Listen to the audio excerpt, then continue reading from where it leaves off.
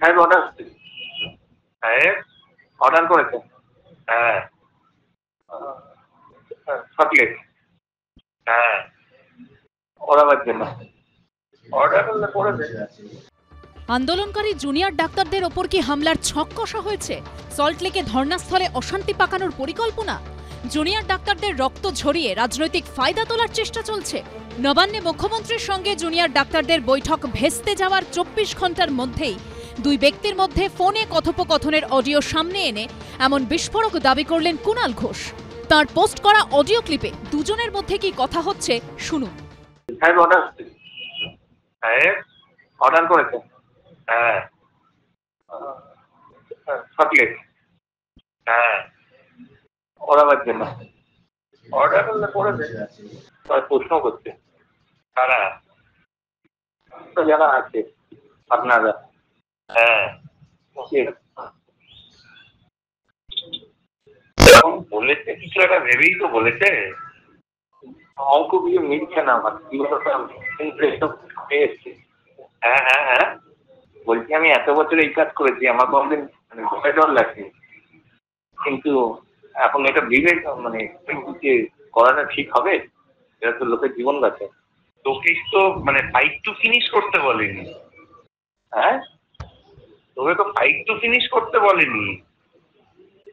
বলছে ছেলেরা মদ খেয়ে যায়, ঠিক আছে, মাছ থেকে যদি কোনো একটা বেখাত কিছু হয়ে যায় সেটাও তো চিন্তার বিষয় না। সেটা ওকে বল যে আমার এরকম মনে হচ্ছে কি করবো। বাপ্পাদাকে পার্সোনালি জিজ্ঞাসা করেছিলাম। হ্যাঁ বাপ্পাদা বলছে জানোয়ার হয়ে যায়নি এখন।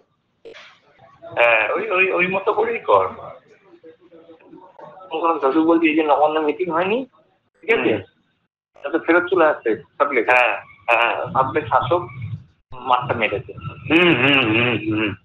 কি বললো কথাটা কিছু বুঝলে? হ্যাঁ আমি বুঝে গেছি বলছি পুরো দোষটা দিয়ে আরো বড় অশান্তি পাঠানো যাবে। হ্যাঁ হ্যাঁ হ্যাঁ কিন্তু কলকাতার কাউকে নয়, সব বাইরে। আচ্ছা ঠিক আছে দেখছি, ওরা তো এখনো ওখান থেকে টেস্ট কনফারেন্স করছে, আমরা টিভি দেখছি কন্টিনিউ। কি করবো, মাথা ফাটানোটা ঠিক হবে? খানিকটা যদি কিছু করা যায়, খানিকটা হলেও ওই ব্যাপারটা থাকবে যে ওরাই এটা করাবে। দেখছি আরেকবার ডক্টর কাছে যাচ্ছি আমি। হামলা করতে হবে জুনিয়র ডাক্তারদের সল্টলেকে ধর্ণা মঞ্চের উপর। কলকাতার ছেলে নয়, বাইরের ছেলেদের এনে হামলা করে দিতে হবে যাতে গোটা দায়টা সরকারের ঘাড়ে চাপে। কারণ বৈঠকটা কাল হয়নি, জুনিয়র ডক্টররা ফিরে আসছেন। এই সময় যদি মারা যায়, এই সময় যদি হামলা করা যায়, তাহলে এর পুরো দায়টা রাজ্য সরকারের উপর চাপবে।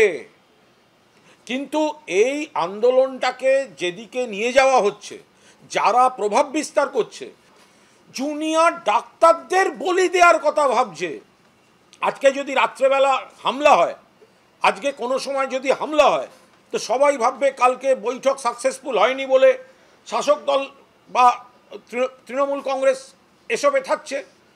এইটা তো আগে ছড়িয়ে পড়বে চারপাশে, একটা তো পাবলিক পারসেপশন তৈরি করিয়ে দেওয়া হবে।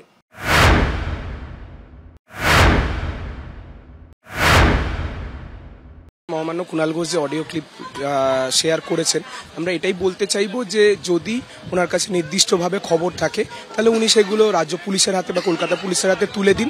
কারা এই ধরনের চক্রান্ত করছে সেগুলো উদ্ঘাটন হোক প্রকৃত তথ্য প্রমাণের ভিত্তিতে, এবং কেউ যদি এই আন্দোলনের উপর আক্রমণ করার বা এই আন্দোলনকে ছড়িয়ে দেওয়ার, এই আন্দোলনকে ধ্বংস করার কোনো রকম চক্রান্ত করে থাকে, তার হাত থেকে এই আন্দোলন রক্ষিত হোক, এটাই আমরা চাইবো। কিন্তু আমরা এর আগেও দেখেছি কলকাতা পুলিশ 14-15 মাঝের রাতে যখন আমাদের আন্দোলনের উপর আক্রমণ নেমে এসছে তখন আমাদের সিকিউরিটি দিতে পারেনি।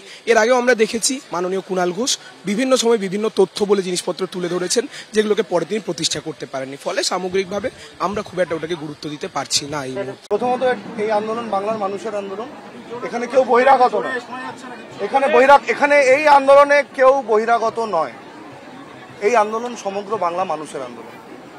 রইল বাকি একজন ব্যক্তির বিষয় যাকে নিয়ে আমাকে কোশ্চেন করা হলো। আমরা একটি অরাজনৈতিক লড়াইয়ে লড়ছি, সেখানে একটি রাজনৈতিক দলের কোনো মুখপাত্র কি বলল কি না বলল তার প্রশ্নের উত্তর দিতে আমরা সবসময় ইচ্ছুক বোধ করি না। আমাদের যা বলার সেগুলো আমরা প্রেস স্টেটমেন্টের মাধ্যমে জানাই, আমাদের যা দাবি সেগুলো আমরা অ্যাডমিনিস্ট্রেটিভ পোস্ট এবং যেগুলো দায়িত্বের জায়গা সেখানে জানাই। এখানে কোনো ধরনের এই বার্তা আমরা নিতে চাই না।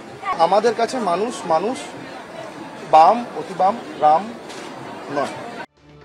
এই অডিও সত্যি হলে যেটা সবথেকে বড় প্রশ্ন হয়ে উঠবে তা হলো এই কথোপকথন কাদের মধ্যে হয়েছে, কারা এমন মারাত্মক পরিকল্পনা করতে পারে। এই ভয়ঙ্কর প্লট যারা করেছেন তাদের মধ্যে বামপন্থী একটি যুব সংগঠন আছে এবং অতি বাম বলে পরিচিত একটি সংগঠনের একজন এর মধ্যে রয়েছেন। আর ওই ঘটনাস্থলে বিজেপির যুব নেতাদের একটা অবাধ যাতায়াত তৈরি হয়েছে। বিজেপির আরএসএসের লোকজন, বিজেপির যুবর জেলা সভাপতি সদল বলে ওই ভিড়ের মধ্যে ঢুকে থাকছেন, নকশালপন্থী নেতা সেখানে গিয়ে বসে আছেন, জুনিয়র ডাক্তারদের বন্ধু সেজে নানা রকম প্ররোচনা দিচ্ছেন যাতে এগুলো চলতে থাকে।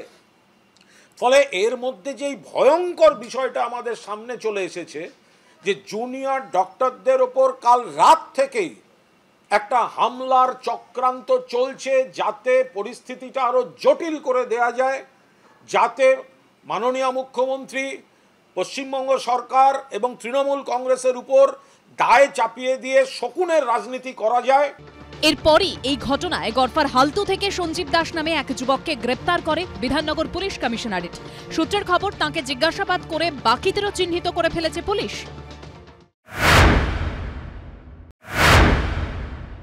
অডিও ভাইরাল করছে আর ভিডিও ভাইরাল করছে, কি ম্যানুফ্যাকচার করছে কে দেখুন তো, দেখতে বলুন তো।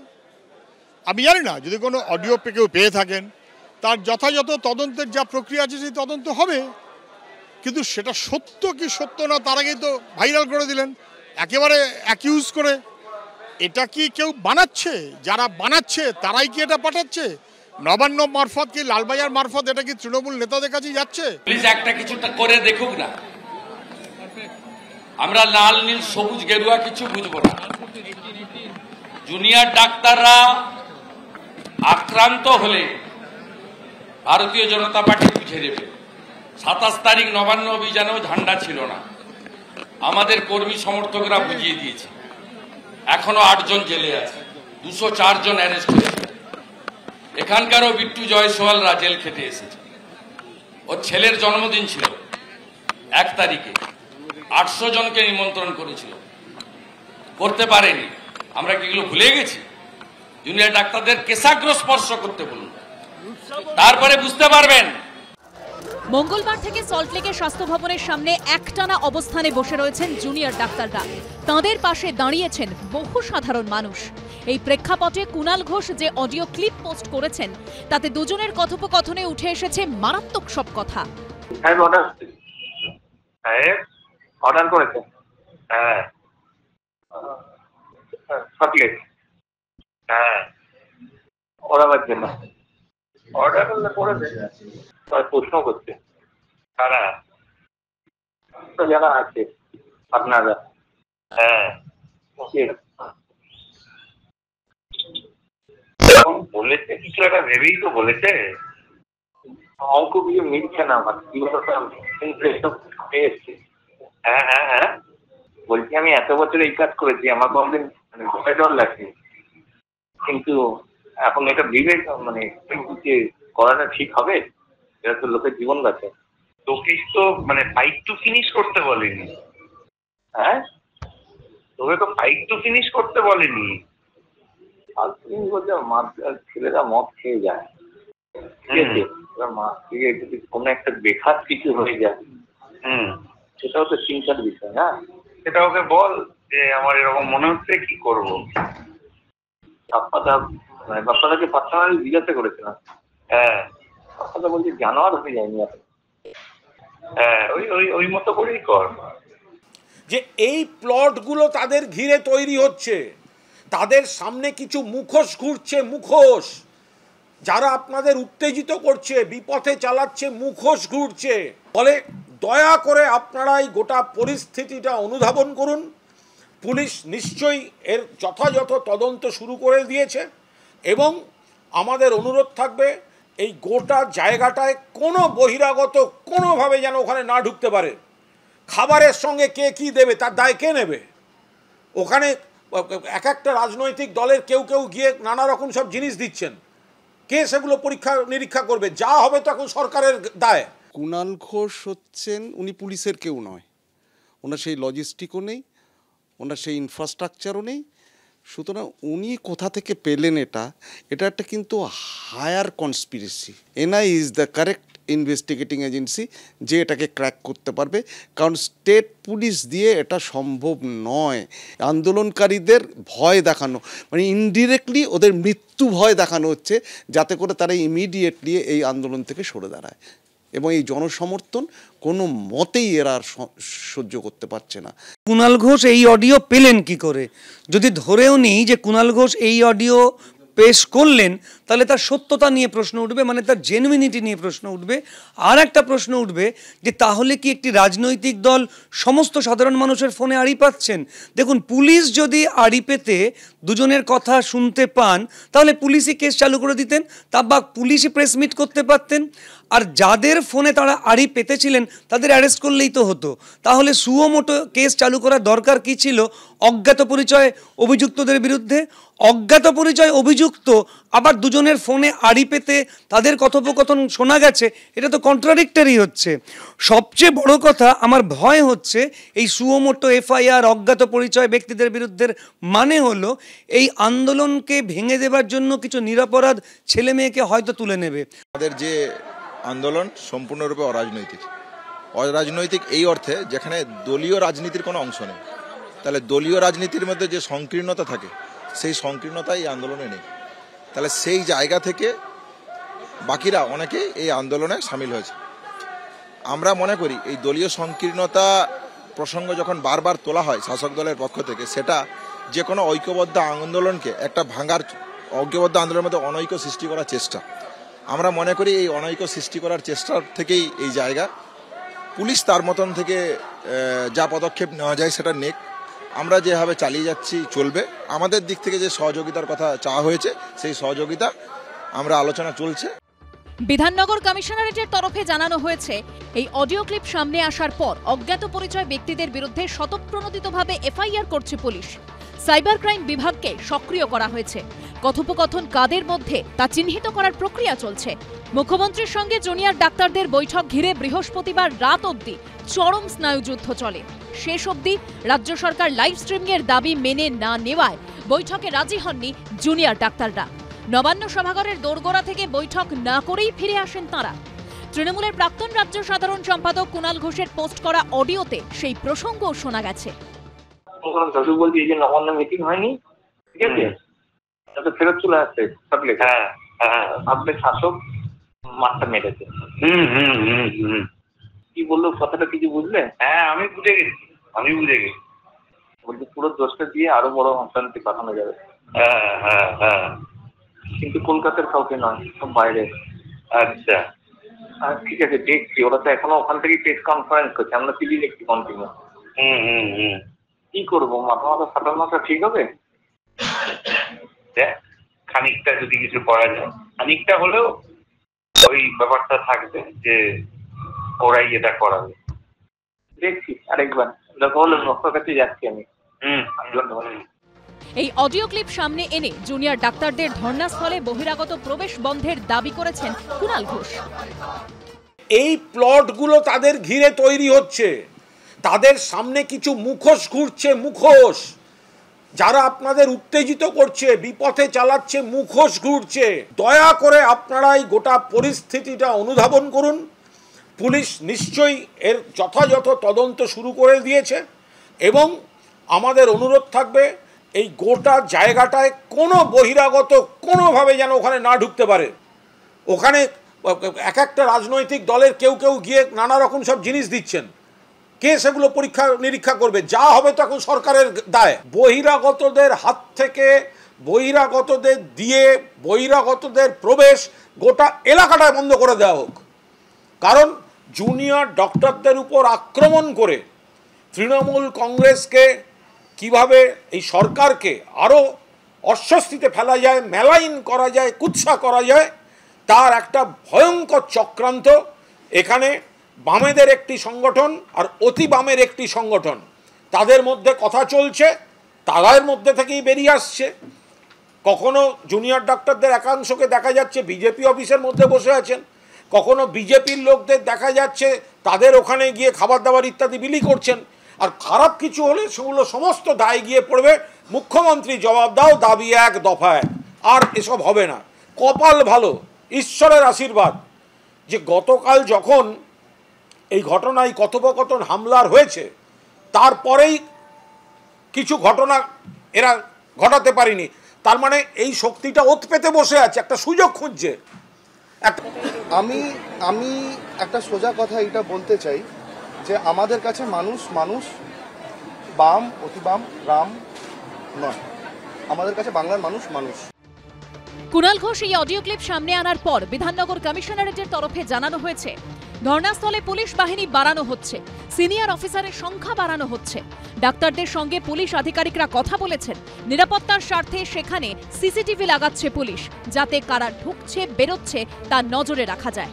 জুনিয়র ডাক্তাররা শুরু থেকে আন্দোলন থেকে রাজনীতিকে দূরে রেখেছেন, কিন্তু আন্দোলন ঘিরে রাজনীতি শুরু হয়েই গেল। এসব বিতর্কে আন্দোলনের ঝাঁজ অবশ্য এতটুকু কমেনি।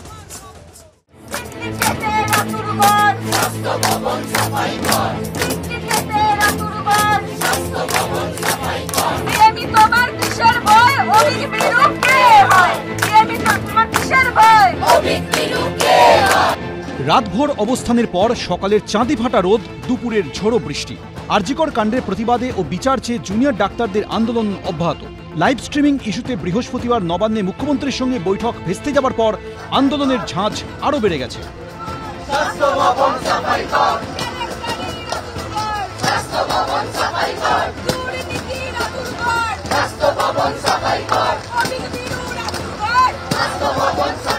আমরা চেয়েছিলাম যে সুস্থভাবে আলোচনাটা হোক, বিষয়টা মিটিয়ে যাক, কিন্তু যারা অপরপক্ষে ছিল তারা হয়তো মন থেকে চায়নি। একটা কি লাইভ স্ট্রিমিং এর ব্যবস্থা করা যেতে পারতো না? এতটাই আমাদের সবকিছু অপারক হয়ে গেছে আমাদের পশ্চিমবঙ্গের সব সিস্টেম। স্বচ্ছতার ব্যাপারে আমরা চেয়েছিলাম যে এই মিটিংটা হোক, যাতে আমরা যারা ডাক্তারবাবু, আমরা যারা সবাই আন্দোলন করছি, আমাদের সাথে সাধারণ জনগণ যারা এই আন্দোলনে সামিল হয়েছে, সবাই চাই যে এই যে ব্যাপারটা বা বিচারটা যেটা হোক সেটা সবাই লাইভ স্ট্রিম দেখতে পায়। এই জিনিসটাই আমাদের একটা দাবি ছিল, তো সেটা না হওয়াতে অবশ্যই আমরা হতাশ হয়েছি। জুনিয়র চিকিৎসকদের আন্দোলন কর্মবিরতি শুক্রবার 35 দিনে পড়ল। অন্যদিকে স্বাস্থ্য ভবনের সামনে তাদের অবস্থান পড়ল 4র্থ দিনে, কিন্তু এখনো পর্যন্ত অচলাবস্থা কাটার কোনো চিহ্ন নেই। সরকার আন্দোলনকারী উভয়ই অবস্থানে অনড়। জুনিয়র ডাক্তাররা লাইভ স্ট্রিমিং ছাড়া বৈঠকে রাজি নয়। সরকার বৈঠকে রাজি, কিন্তু লাইভ স্ট্রিমিংয়ে তাদের আপত্তি।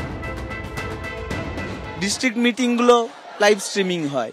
ইতিপূর্বে এনআরএস মেডিকেল কলেজের যে পরিবহন দুর্ঘটনার পরে যে আন্দোলন হয়েছিল সেখানেও উনি লাইভ স্ট্রিমিং করেছিলেন, তাহলে এখানে করতে কোথায় বাধছে? বৃহস্পতিবার নবান্নের বৈঠক ভেস্তে যাওয়ায় সরকারকেই দায়ী করেছেন সিনিয়র চিকিৎসকদের একাংশ। প্রত্যেকটা জুনিয়র ডাক্তার একটা সরকারি সিস্টেমের অংশ, তাই আমি ব্যক্তিগতভাবে মনে করি যে সরকারকেই এগিয়ে আসা উচিত, কারণ এই বাচ্চা ছেলেরা আন্দোলন করছে। সরকারের মাননীয়া অনেক সিনিয়র, আমাদের সবার গার্জিয়ান, সেই হিসেবে তারই এগিয়ে আসা উচিত এবং লাইভ স্ট্রিমে তার অনুমতি দেওয়া উচিত, কারণ তিনি সব প্রশাসনিক বৈঠক লাইভ স্ট্রিমিং করেই করেছেন এতদিন ধরে। কালকে যেটা কথাবার্তা বলার মতো একটা পরিস্থিতি তৈরি হলো, সেখানে আলোচনার পূর্ব শর্ত হিসেবে জুনিয়ররা যেটুকু কথা বলেছিলেন সেটুকু মেনে নিতে অসুবিধে কোথায় সেটা তো আমরা বুঝলাম না। ইতিমধ্যে আমরা সমস্ত সরকারি স্তরের সভাগুলিকে দেখেছি প্রকাশ্যে এরকম করে মিডিয়ার সামনে হয়েছে, এবং এটা যেটা প্রচার করা হচ্ছে এটা সাবজুডিস, কোনো সাবজুডিস ম্যাটারে আলোচনার জন্য সেখানে যাওয়া হয়নি। গত 3 দিন ধরে স্নায়ুর লড়াই, সরকার ও জুনিয়র ডাক্তারদের মধ্যে কার্যত ইমেল যুদ্ধের পর বৃহস্পতিবার মুখ্যমন্ত্রীর সঙ্গে বৈঠক করতে নবান্নে পৌঁছন জুনিয়র ডাক্তাররা, কিন্তু বৈঠকে জুনিয়র ডাক্তারদের লাইভ স্ট্রিমিং এর দাবি ঘিরে শেষ পর্যন্ত ভেস্তে যায় বৈঠক। নবান্ন সভাঘরে দীর্ঘক্ষণ বসে থেকে বেরিয়ে যান মুখ্যমন্ত্রী। অন্যদিকে তারও কয়েক ঘন্টা পর নবান্ন ছাড়েন জুনিয়র ডাক্তাররাও। ওরা বিচার চায় না, ওরা চায় চেয়ার। আমি মানুষের স্বার্থে এমনকি নিজে পদত্যাগ করতেও রাজি আছি, আমার মুখ্যমন্ত্রীর পদ চাই না, কিন্তু আমি চাই মানুষ বিচার পাক, তিলোত্তমা বিচার পাক। আমাদের কোনো চেয়ার চাই না, আমাদের 5 দফা দাবির একটা দাবি তো চেয়ারের কথা উল্লেখ আছে। বলুন কেউ যে আমাদের এই ডিএমই কে সরিয়ে আমরা বসতে চাই, এটা কোথাও বলেছি আমরা মুখ্যমন্ত্রীর পদত্যাগ একবারও চাইনি। আমরা চাইছি আমাদের 5 দফা দাবি যেগুলো আছে সেগুলো মানা হোক। পুলিশ প্রশাসন আমাদের সিকিউরিটি দিতে ব্যর্থ, তাই সিপি পদত্যাগ করুন, ডিএমই পদত্যাগ করুন, সেই জায়গায় নতুন আনুন যারা ভালো করে কাজটা করুন। স্বচ্ছতা মানবার জন্য এবং সেন্সিটি অফ দ্য প্রসিডিংস আমরা 3টে ভিডিও ক্যামেরা রেখে দিয়েছিলাম, এবং তারা যদি চাইতো আমরা শেয়ার করতেও তখন পারতাম সুপ্রিম কোর্টের পারমিশন নিয়ে। ইতিপূর্বে হয়নি এমন কিছু নয়, ডিস্ট্রিক্ট মিটিংগুলো লাইভ স্ট্রিমিং হয়। ইতিপূর্বে এনআরএস মেডিকেল কলেজের যে পরিবহন দুর্ঘটনার পরে যে আন্দোলন হয়েছিল সেখানেও উনি লাইভ স্ট্রিমিং করেছিলেন, তাহলে এখানে করতে কোথায় বাধছে? বৈঠক ভেস্তে যাবার পর নবান্ন থেকে সোজা সল্টলেকে স্বাস্থ্য ভবনের সামনে অবস্থান স্থলে চলে আসেন জুনিয়র ডাক্তাররা। সেই থেকে এখনো বিরামহীনভাবে চলছে আন্দোলন।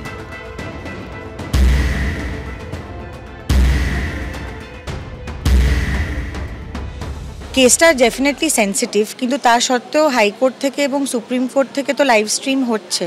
মানে আমরা তো যখন সুপ্রিম কোর্টে মামলা চলছে আমরা তো ফোনে দেখতে পাচ্ছি। তো যেখানে হাইকোর্ট বা মাননীয় সুপ্রিম কোর্ট থেকে যদি লাইভ স্ট্রিম করা যায় তাহলে এখান থেকে করা যাবে না কেন? আমার মনে হচ্ছে এই লড়াইটা তো নবান্ন ঘেরার লড়াই নয়, এই লড়াইটা তো কনস্টিটিউশন ঘেরার লড়াই। আমি চাই কি এর পরে কোনো মেয়ের নাম নির্ভয়া বা তিলোত্তমা না রাখতে হয়, মানুষ যেন ভয় পায়। কোথাও একটা মনে হচ্ছে যে ওই দাবার ভাষায় বললে স্টেলমেট সিচুয়েশন। আমি বলছি শুভময়দা নবান্ন পরিষ্কার সাংবাদিক সম্মেলন করে স্বাস্থ্য প্রতিমন্ত্রী চন্দ্রিমা ভট্টাচার্য জানিয়ে দিলেন যে এই শর্ত আরোপের পেছনে রাজনীতি আছে, পেছনে রাজনীতির খেলা আছে, পরিষ্কার বলছেন। শাসকদের কাছে যেটা বলা দরকার যে আপনারা এবার মধ্যবিত্তের রাজনীতি দেখবেন আর কি। মানে মধ্যবিত্ত তো অনেকদিন রাজনীতি করেনি, মধ্যবিত্ত মাথা গুঁজেছিল। এর আগেও আমরা বারবার বলেছি যে বামফ্রন্টের প্রথম 2-3টে সরকার বাদ দিয়ে তারপর থেকে আমরা ইট বালি চুন সুরকির সরকার দেখেছি, এবং সেখান থেকে শুরু করে লোকাল কমিটির সরকার দেখেছি, তারপর তৃণমূল কংগ্রেসের আমলে সেই একই পথের পথিক আমরা। এবং কার্ভটা যদি নিচের দিকে নামতে থাকে তৃণমূল কংগ্রেসের আমলে হয়তো অনেক সময় তার ডেরিভেটিভটাও বেড়ে গেছে, গোত্তা খেয়ে নেমেছে। এবার সবচেয়ে সর্বনেশী জায়গাটা কি হচ্ছে, বাঙালি মধ্যবিত্তর যে রেনেসা, যদি এটাকে আরেকটা নবজাগরণ বলে বলা যায়। কেন রেনেসা? কারণ ডাক্তাররা, জুনিয়র ডাক্তাররা কেউ আমাদের ডাকেননি, আমরা দৌড়ে ছুটে চলে যাচ্ছি। কেন যাচ্ছি? যাওয়ার কারণ হচ্ছে শ্রেণীর একটা ব্যাপার। আমরা এমনিতে কি করি, আমরা কোথাও যাই না, আমি তৃণমূল নই, সিপিএম নই, বিজেপি নই, কংগ্রেস নই, কিন্তু এইখানে যারা আন্দোলন করছে তারা আমার ঘরের ছেলে মেয়ে, তারা আমার পরিবারের লোক, তারা আমার একেবারে বন্ধু বান্ধবের মধ্যে। আমি যদি না যাই সেইখানে তাহলে আমি আলাদা হয়ে যাব। আমরা মধ্যবিত্ত শ্রেণী থেকে, মধ্যবিত্ত বাঙালি, শিক্ষিত উদারবাদী বাঙালি, এদের সঙ্গে না গেলে আলাদা হয়ে যাবে। এই যে রোগী পরিষেবা নিয়ে যে কথাটা বলা হচ্ছে, আমরা বারবার আগের দিন প্রেস রিলিজেও আমরা বলেছিলাম যে গোটা রাজ্যে জুনিয়র ডাক্তারদের সংখ্যা কত। সিনিয়র প্র্যাকটিশনারদের রোজ রেজিস্টার্ড ডাক্তারদের সংখ্যা হচ্ছে 93,000, তার মধ্যে 7,000 থেকে 7,500 হচ্ছে এই ট্রেনি ডাক্তার, রেসিডেন্ট ডাক্তার। আমরা হচ্ছে শিক্ষানবিশ। সিনিয়র ডাক্তাররা চিকিৎসা করেন, আমরা তাদের হেল্প করি এবং সেখান থেকে শিখি। ঘুরিয়ে বলা হচ্ছে কি আমরা গোটা স্বাস্থ্য ব্যবস্থার মেরুদণ্ড। এটা কি তার মানে এই যে স্বাস্থ্য ব্যবস্থা তাকেই ডিসক্রেডিট করে না? আমরা বলছি তাহলে নিয়োগ হয়নি কেন? কেন আমাদের উপরে গোটাটা ডিপেন্ডেন্ট হয়ে রয়েছে? কেন সিনিয়র ডাক্তার, মানে আপনি বলছেন যে শিক্ষানবিশদের উপর কি করে একটা গোটা রাজ্য স্বাস্থ্য পরিকাঠামো নির্ভর করতে পারে? করা হচ্ছে এই যে 23টা মৃত্যুর কথা বলা হচ্ছে, আমরা জানতে চাই এই 23টা মৃত্যু হয়েছে, এই 23টা ওই সুপ্রিম কোর্টেও কিন্তু কপিল সিব্বাল বলেছেন যে মিডিয়া থেকে আমরা জানতে পেরেছি।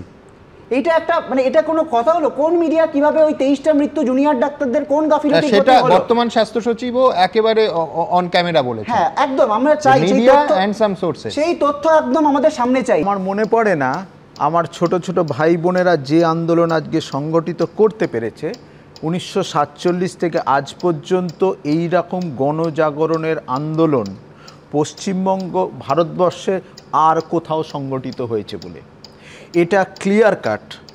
দেবাশিস ভাই যে কথাটা বললেন, আমি প্রথমেই বলি এটা সম্পূর্ণ অরাজনৈতিক আন্দোলন। আমি সৌরভ দত্তের মুখ দেখছি, আমি মানস গুমটার মুখ দেখছি। সৌরভ দত্তর সাথে মানস গুমটার 2000 সালের মাঝামাঝি এনআরএস হসপিটালে একজন এসএফআই করতেন, একজন ছাত্র পরিষদ করছেন, দুজনের মধ্যে আমি মারামারির গল্প তখন দেখেছি। আজকে দুজনকে একসাথে হাঁটতে দেখছি। আমি অর্জুনকে হাঁটতে দেখছি, তার সাথে আবার আরেকজন এসএফআই এর ছাত্র পরিষদের বিখ্যাত নেতাকেও হাঁটতে দেখছি, তাপস ফ্রান্সিস বিশ্বাসকে। তাহলে এটা রাজনৈতিক কোনোভাবেই নয়, কিন্তু এটা রাজনৈতিক। কিভাবে রাজনৈতিক? এই যে কথাটা শুভময়বাবু বললেন, মধ্যবিত্তের রাজনীতি। আমরা যদি পুরো আন্দোলনটাকে কাটাছেঁড়া করি তাহলে দেখবেন ফ্রেঞ্চ রেভলিউশনের যে ডেফিনেশন ছিল ডিসিডেন্ট এলিট, অর্থাৎ এরা হচ্ছে ডিসিডেন্ট এলিট, বিক্ষুব্ধ মধ্যবিত্ত। তারপরে স্টেপ কী হলো? মাস ফ্রাস্ট্রেশন। যে মহিলা রাস্তায় হেঁটে বলছেন জাস্টিস ফর আরজিকর, তিনি যেরকম তিলোত্তমার কথা ভাবছেন, সেই মুহূর্তে তার ছোটোবেলা থেকে তার ব্যাড টাচের কথা ভাবছেন। তার প্রতিবাদটা ওই ব্যাড টাচ, তার ওই প্রতিবাদটা ছোটোবেলার ডিসক্রিমিনেশনের প্রতিবাদ। সুতরাং মাস ফ্রাস্ট্রেশনটা অবভিয়াস হয়েছে। বিরাট তফাৎ ঘটে গেছে, তার কারণ এর আগে মিছিলের আয়োজকরা মানুষ খুঁজতেন, এখন মানুষ খুঁজছেন যে এই ইস্যুতে কোথায় মিছিল বেরোচ্ছে। দেখুন, ডাক্তার ভাই বোনেরা তারা শিরদাঁড়া নিয়ে লালবাজারের সামনে তারা মিছিল আন্দোলন করেছিলেন, ধর্ণা করেছিলেন। তারা স্বাস্থ্য ভবনের সামনে মস্তিষ্ক নিয়েও বসেছেন। আমি অনুরোধ করব, একটা হৃদয় অর্থাৎ হার্ট নিয়ে বসুন, কারণ এই রাজ্য সরকার তারা হৃদয়হীন মানসিকতা দেখাচ্ছেন, তাদের মধ্যে কোনো হার্ট নেই, হার্টলেস মানসিকতা। তাই অনুরোধ করব, পাশে ডক্টর হালদার রয়েছেন, এরপরে আপনারা চিন্তাভাবনা করুন একটা হৃদয় নিয়েও বসার, যেটা এই রাজ্য সরকারের মধ্যে নেই। দেখুন, অনেক তথ্য হচ্ছে, অনেক কিছু হচ্ছে, কিন্তু আমার একটা প্রশ্ন হচ্ছে, শুধু এই রাজ্যে মাত্র 7,500 জুনিয়র ডাক্তার। নিশ্চয়ই আমরাও চাইব দরিদ্র মানুষ, গরিব মানুষ পরিষেবা পান, তারা হাসপাতালে যে কারণে আসেন চিকিৎসা পেতে নিশ্চয়ই পান, অবশ্যই। কিন্তু আমার প্রশ্ন হচ্ছে, সুমন, এই শুধুমাত্রই 7,500 তরুণ তরুণীর কাঁধের উপরে কি পুরো পশ্চিমবঙ্গের স্বাস্থ্য ব্যবস্থাটা নির্ভর করছে? নাকি এই রাজ্যে যতগুলো, আমি কয়েকটা তথ্য দিচ্ছি, 1257টা পিএইচসি বিপিএইচসি রয়েছে। এই রাজ্যে ইএসআইর কিছু হাসপাতাল রয়েছে প্রায় 60টা। এছাড়াও এই রাজ্যে বেসরকারি তারা হাসপাতাল রয়েছে, নার্সিংহোম রয়েছে, যেখানে ওয়ার্ল্ড ক্লাস স্বাস্থ্যসাথী রয়েছে, সেইগুলোতে কেন অ্যাভেল করতে পারছেন না? তাহলে গোড়ায় গলতটা কোথায়? স্বাস্থ্যসাথীতে, যেখানে আমরা বলছি যে আমরা ওয়ার্ল্ড ক্লাস পরিষেবা দিচ্ছি, আর এদিকে ওয়ার্ল্ড ক্লাস পরিষেবা যিনি দিচ্ছেন সেই মুখ্যমন্ত্রী, স্বাস্থ্যমন্ত্রী, পুলিশ মন্ত্রীর ভাইপো যাচ্ছেন বাবাই, দুবাই, আমেরিকা, সিঙ্গাপুরে চিকিৎসা করতে। এক্ষেত্রে কেউ অস্বীকার করার জায়গা নেই যে জাগরণটা হয়েছে এটা সম্পূর্ণ সামাজিক। বিভিন্ন শ্রেণীর মানুষ, প্রান্তিক বলো, মধ্যবিত্ত বলো, এবং তুমি এলিট বলো, যে কোনো স্তরের মানুষ সবাই এসছেন। আর যেটা শুভময়দা বলতে চাইলেন যে প্রান্তিক আর মধ্যবিত্তর মধ্যে কোথাও একটা ভেদাভেদ করার চেষ্টা করছে তৃণমূল কংগ্রেস, তার নয় কিন্তু। কারণ আজকে যদি কেউ বঞ্চিত হন, সেটা প্রান্তিকও হতে পারেন, সরকারি হাসপাতালের উপর ডিপেন্ড করে থাকে মধ্যবিত্তরাও, এবং যারা উচ্চ ইসের মানুষ তারাও কিন্তু সরকারি হাসপাতালের পরিষেবার উপর যথেষ্ট ডিপেন্ডেন্ট। সুতরাং এটা কোনো ভেদাভেদার জায়গা নেই। এই কোনো জায়গায় দাঁড়িয়ে মানুষের দাবি দেওয়ার কথা বলতেই পারি, এতে কোনো অন্যায় নেই। কিন্তু সঙ্গে ডাক্তাররা যা আন্দোলন করছেন তাদের প্রতি আমাদের সম্পূর্ণ সমর্থন নিয়ে বলছি যে কোথাও তো একটা সলিউশন বার করতে হবে, কোথাও একটা তো এর সমাধান সূত্র বার করতে হবে বা খুঁজতে হবে। আজকে যদি অমননীয় মনোভাবের কথা শুভময়দা বলছেন, সেখানে ডাক্তারদের বুঝতে হবে, না বসলে তো সমাধান সূত্র বেরোবে না। আজকে যে দাবি ওনাদের হোক না কেন, আমি ওনাদের দাবির প্রতি সম্মান দিয়ে বলছি, গাইডলাইন বা দিশা তো ওনাদেরই দেখাতে হবে আমাদের। কারণ ওখানে দাঁড়িয়ে শুধু ওনাদের আন্দোলনে আমাদের ক্ষতির কথা ভাবেন না, যারা প্রান্তিক মানুষ, বিভিন্ন শ্রেণীর মানুষ যারা পরিষেবা পাচ্ছেন না, তাদের ক্ষতি ওনারা নিশ্চয়ই ভাবছেন। 9 সেপ্টেম্বরের শুনানিতে রাজ্য সরকারকে তাদের সুরক্ষা, নিরাপত্তা সহ সমস্ত ব্যবস্থা করার নির্দেশ দেওয়ার পর মঙ্গলবার বিকেল 5টার মধ্যে আন্দোলনরত জুনিয়র ডাক্তারদের কাজে ফেরার নির্দেশ দিয়েছিলেন সুপ্রিম কোর্টের প্রধান বিচারপতি। We want to ensure that the doctors resume work. Only one thing, doctors are in the system to render service to the patients. We will provide every kind of measure of security to the doctors, but they have to reciprocate. We have said that no adverse action shall be taken. Mr. Sibal, please ensure that those of the doctors who resume work, please don't take any action. কিন্তু সরকারি ব্যবস্থাপনা নিয়ে এখনো নিশ্চিত নন আন্দোলনকারী junior চিকিৎসকরা, তাই কর্মবিরতি চালিয়ে যাচ্ছেন তারা। লাইভ স্ট্রিমিং নিয়ে ঐক্যমত্য না হওয়ায় মুখ্যমন্ত্রীর সঙ্গে আন্দোলনরত জুনিয়র চিকিৎসকদের বৈঠক ভেস্তে গেছে। এই পরিস্থিতিতে দুপক্ষেরই নজর এখন মঙ্গলবার সুপ্রিম কোর্টের শুনানির দিকে। আইনজ্ঞরা বলছেন দুপক্ষই এখন যা যা বলছে, যা যা পদক্ষেপ নিচ্ছে তা সুপ্রিম কোর্টের দিকে মাথায় রেখে। আইনজ্ঞদের বক্তব্য, রাজ্য সরকার সুপ্রিম কোর্টে বলতে পারে যে তারা বৈঠক করতে এতটাই ইচ্ছুক যে কতজন মুখ্যমন্ত্রীর সঙ্গে বৈঠকে বসবেন তা নিয়ে আন্দোলনকারীদের শর্ত মেনে নিয়েছে। বারবার ইমেল করে জুনিয়র ডাক্তারদের বৈঠকে আসতে অনুরোধ করেছে, কিন্তু তা সত্ত্বেও শুধুমাত্র লাইভ স্ট্রিমিংয়ে রাজি না হওয়ায় আন্দোলনকারীরা অচলাবস্থা কাটাতে চাইছেন না, ফলে স্বাস্থ্য পরিষেবা ধাক্কা খাচ্ছে।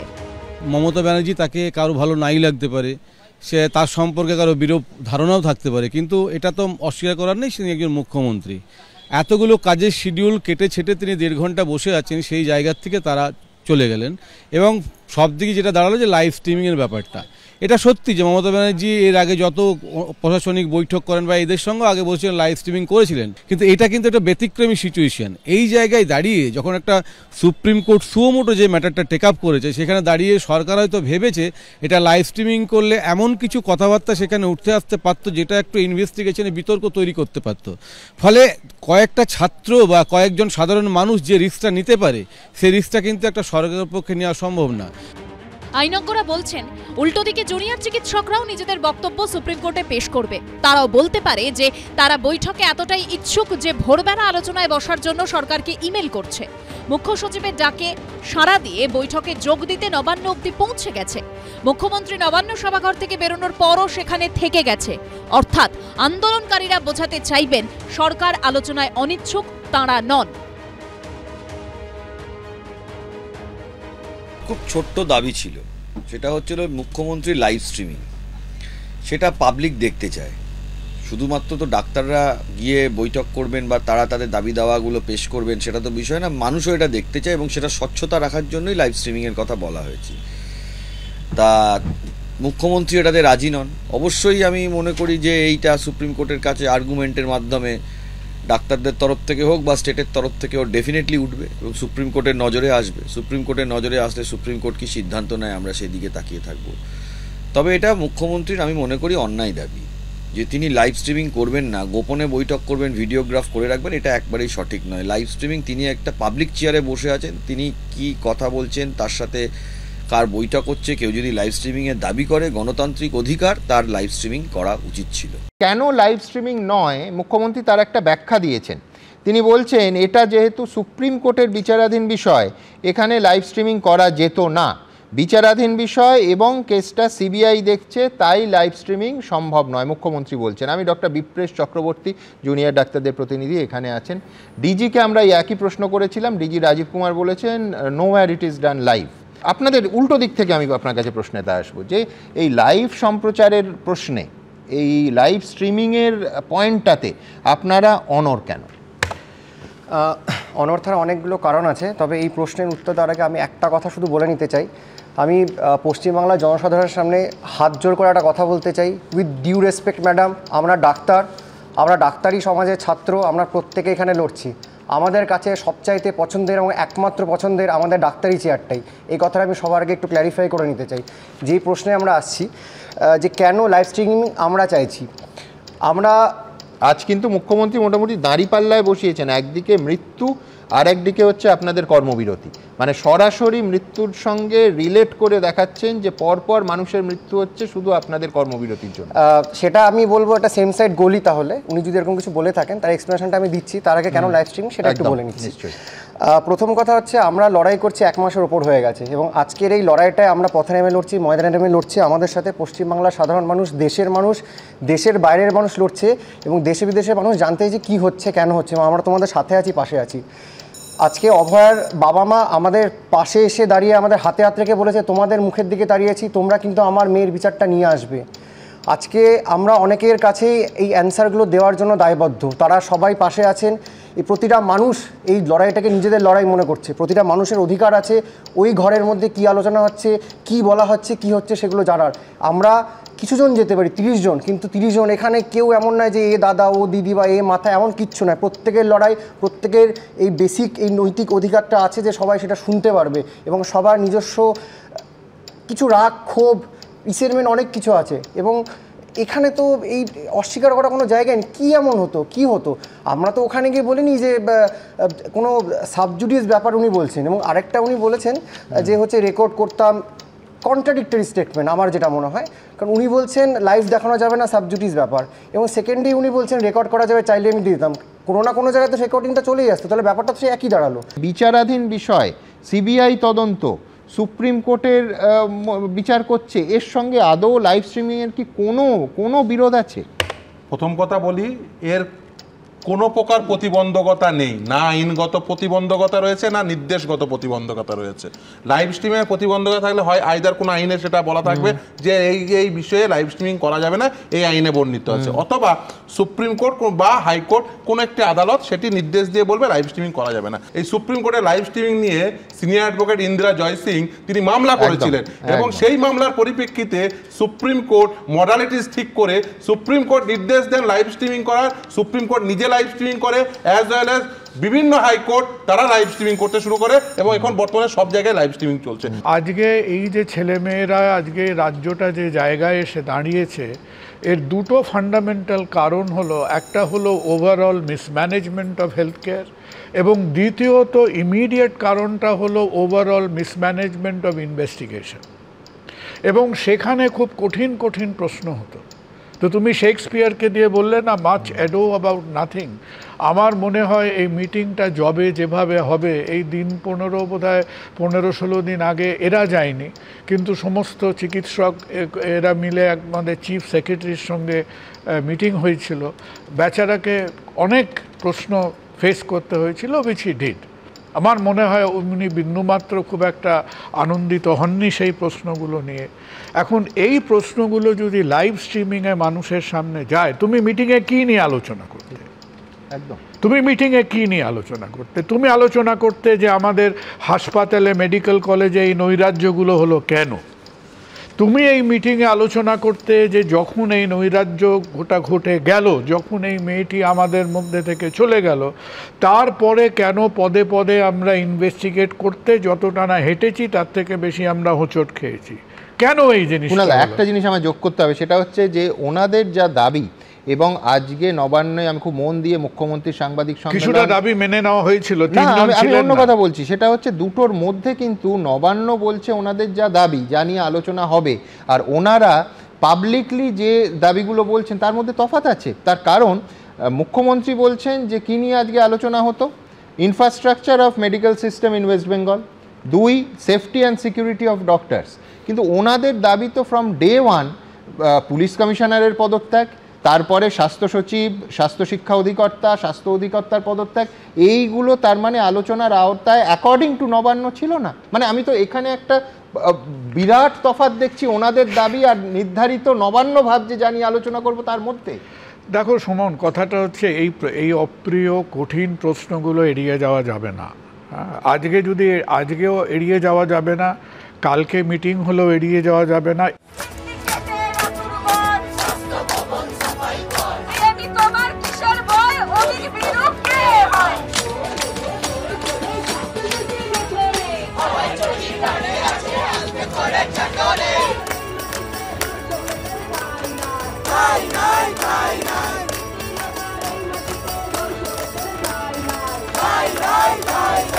আমরা কি হাতি ঘোড়া পালকি চেয়েছি? শুধুমাত্র লাইভ স্ট্রিমিং চাওয়া হয়েছিল।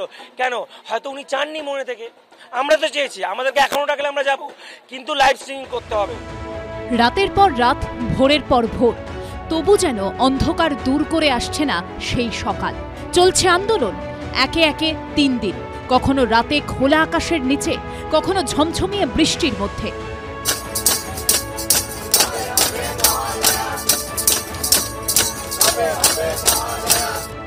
বিচারের দাবিতে স্বাস্থ্য ভবনের সামনে আন্দোলন অব্যাহত জুনিয়র ডাক্তারদের। সময়ের সঙ্গে বাড়ছে ঝাঁজ, ধারালো হচ্ছে স্লোগান।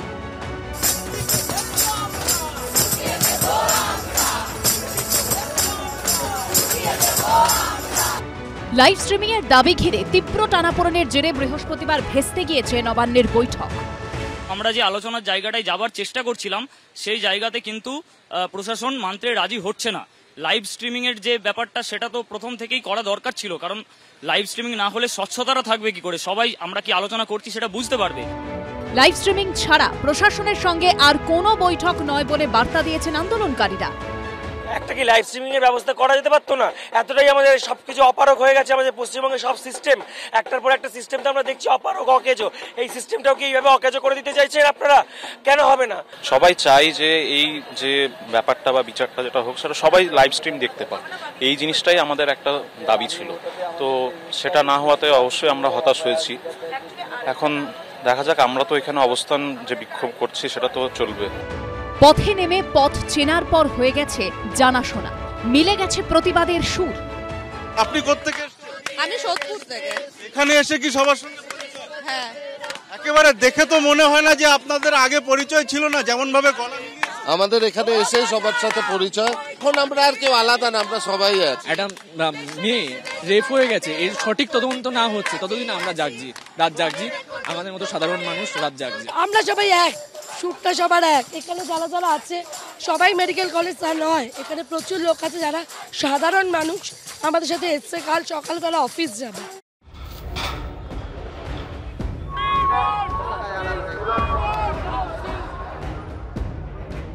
পুলিশ কমিশনারের পদ থেকে বিনীত গোয়েলের পদত্যাগ ও তাকে সিবিআই তদন্তের আওতায় আনার দাবি তুলে ফের লালবাজার অভিযানে নামল বামেরা। বাধা পেয়ে ফিয়ার্স লেনে রাতভর অবস্থানের ঘোষণা করলেন মোহাম্মদ সেলিম, সুজন চক্রবর্তীরা।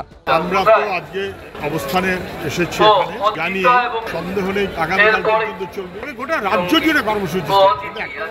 পুলিশ কমিশনার ওকে খারিজ করতে হবে, আর যদি খারিজ করতে না পারেন তাহলে অবশ্যই পুলিশ মন্ত্রী তিনি কি করছেন, সে অলসো মাস্ট গো। শুক্রবার বউবাজারের ব্যাংক অফ ইন্ডিয়ার মোড় থেকে শুরু হয় বামেদের মিছিল। শুরুতে গার্ডরেল সরিয়ে এগিয়ে গেলেও ফিয়ার্স লেনের মুখে পুলিশি ব্যারিকেডে আটকে পড়েন বাম কর্মী সমর্থকেরা। উল্টো দিকে বিশাল পুলিশ বাহিনী, তৈরি ছিল জলকামান, বজ্র, কিন্তু প্রায় 2 মানুষ উঁচু ব্যারিকেড, লোহার শিকল ভাঙার চেষ্টাই করেননি আন্দোলনকারীরা। বাধার মুখে পড়ে সেখানেই শুরু হয় অবস্থান বিক্ষোভ। লোহার ব্যারিকেডে পুলিশ কমিশনারের পদত্যাগের দাবি লেখা ফ্লেক্স টাঙিয়ে দেওয়া হয়। ব্যারিকেডের ওপরে উঠে পতাকা হাতে শুরু হয় স্লোগান। কমরেড সীতারাম ইয়েচুরির শবদেহ এখনো আছে, তাও আমরা এই কর্মসূচি বাতিল করিনি, কারণ আন্দোলনের যে অভিমুখ তা স্পষ্ট। বিচার না পাওয়া পর্যন্ত এই আন্দোলন চলবে, অপরাধী ধরা না পর্যন্ত, অপরাধী শাস্তি না দেওয়া পর্যন্ত এই আন্দোলন চলবে। আরজিকর মেডিকেলে তরুণী চিকিৎসকের ধর্ষণ ও খুনের ঘটনায় প্রমাণ লোপাট সহ একাধিক অভিযোগ তুলে শুরু থেকেই পুলিশ কমিশনারের পদত্যাগের দাবিতে সরব আন্দোলনকারী জুনিয়র চিকিৎসকেরা। 2রা সেপ্টেম্বর লালবাজার অভিযানে ডাক দেন জুনিয়র চিকিৎসকেরাও। ডাক্তারদের আটকাতেও একইভাবে 9 ফুট উঁচু ব্যারিকেড, লোহার শিকল, জলকামান তৈরি রাখা হয়েছিল। পুলিশের বাধার মুখে পড়ে বৃষ্টি মাথায় নিয়ে ফিয়ার্স লেনে রাতভর চলে অবস্থান। 22 ঘন্টা পর আন্দোলনকারীদের অনড় অবস্থানের সামনে কার্যত মাথা নোয়াতে হয় কলকাতা পুলিশকে। সরে যায় লোহার ব্যারিকেড। শেষ পর্যন্ত পুলিশ কমিশনারের সঙ্গে দেখা করে তার টেবিলে প্রতীকী শিরদাঁড়া রেখে তাঁরই পদত্যাগ চেয়ে তার হাতেই ডেপুটেশন জমা দেন আন্দোলনকারীরা। সেই একই দাবিতে সোমবার লালবাজার অভিযানে ডাক দিয়েছিল বামেরা। 4 দিনের মাথায় আবার পথে নামলেন মোহাম্মদ সেলিম, সুজন চক্রবর্তী, মীনাক্ষী মুখোপাধ্যায়রা। একই দাবি, অপদার্থ পুলিশ কমিশনারকে পদত্যাগ করতে হবে, দোষীদেরকে শাস্তি দিতে হবে। এদিকে আন্দোলনকারী জুনিয়র চিকিৎসকরাও শুক্রবার ফের স্পষ্ট করে দিয়েছেন তারা পুলিশ কমিশনারের পদত্যাগের দাবিতে অনড়। শনিবার বিকেল 5টা পর্যন্ত ফিয়ার্স লেনে বামেদের অবস্থান কর্মসূচি চলবে। আমাদের ওই টাইমে পিএম এর বডি দেওয়ার টাইম ওইটাই, যখন বডিটা আমি তোলা হয়ে গেছে, আমার গাড়িতে আমি তুলে নিয়েছি, তখন অনেকক্ষণ আমি দাঁড়িয়েছিলাম, কোনো কাগজপত্র মানে বাকি ছিল, ওই জন্য দাঁড়িয়ে তারপরে আমাকে বললো যে এই সেট থেকে বার করে নেবে, পুলিশ বলেছিল। দিদিরই বাড়ির লোক বা কিছু ওরা ঝগড়া করছিল, তারপরে ওনাদের হাত জোর করে ক্লিয়ার করা হওয়ার পর উনি গাড়িটাকে সরিয়েছে, নাহলে আমার গাড়িটা বেরাচ্ছিল না। শেষকৃত্যে তাড়াহুড়ো, দ্রুত মৃতদেহ সৎকার, কিন্তু কেন, কি উদ্দেশ্যে? শুরু থেকে বারবার এই প্রশ্ন করছেন আরজিকর হাসপাতালে নিহত তরুণী চিকিৎসকের মা বাবা থেকে বিশেষ বন্ধু।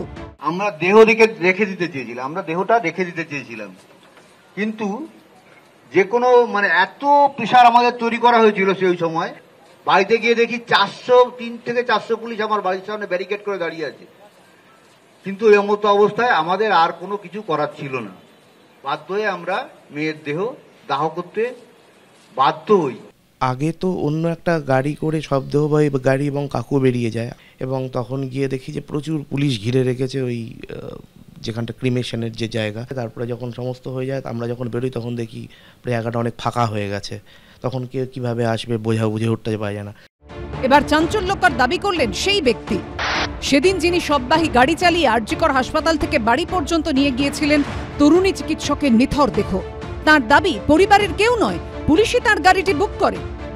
আমাকে ওই পোস্টমর্টম থেকে পুলিশই বুক করেছিল, যে বডি আছে নিয়ে চলো, আমরা যাবো বডি নিয়ে, আমাদের কাজই এটা বডি নিয়ে যাওয়া। আমার তো সামনে 2টো পুলিশের গাড়ি ছিল, আমার পেছনে 2টো পুলিশের গাড়ি ছিল না, ওই পথ দিয়ে বেরাইনি আমি, ওই ডাক্তারদের যে হোস্টেল আছে ওর পেছন দিক দিয়ে বেরিয়ে ন্যায্য মূল্য দিয়ে বেরিয়েছি।